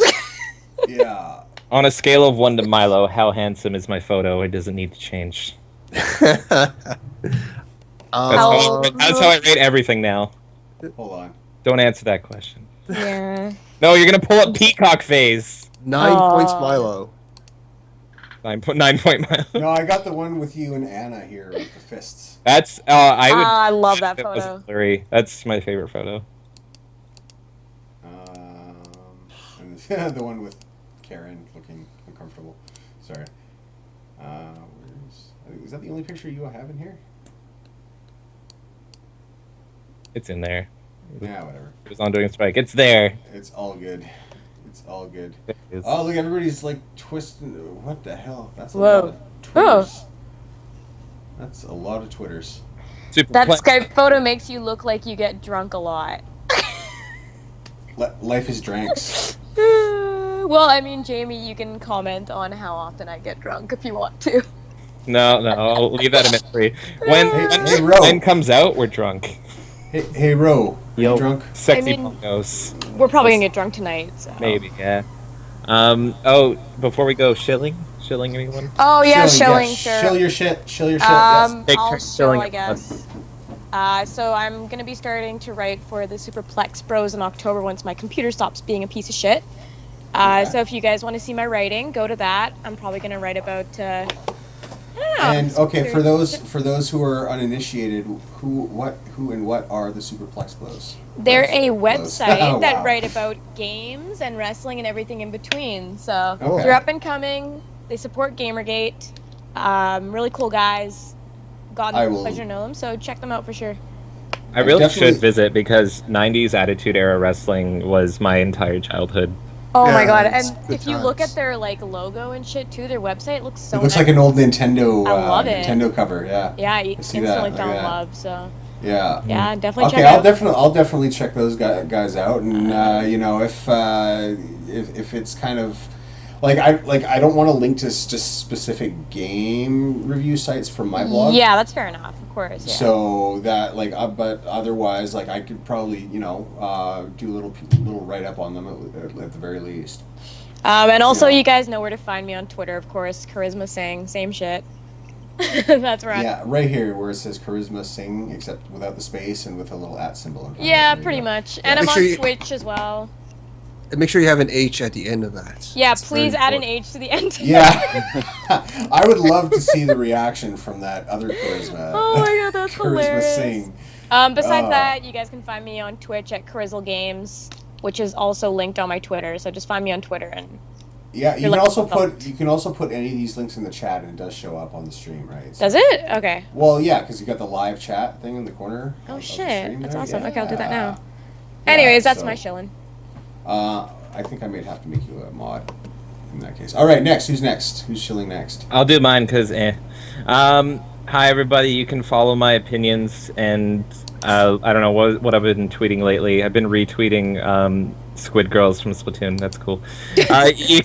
You can find me at Korig, so at KORIG. Also, sometimes I stream video games on Twitch at twitch.tv/DarthKorig. So yeah, that's pretty much me.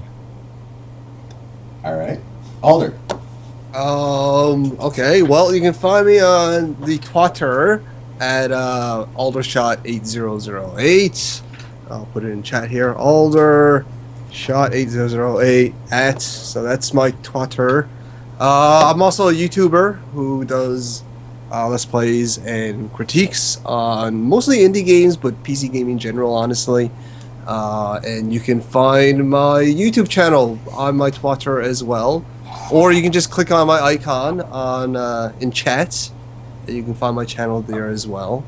Other than that, that's me. Yay! All right, cool. Yay! Ro, do you have anything you want to shill?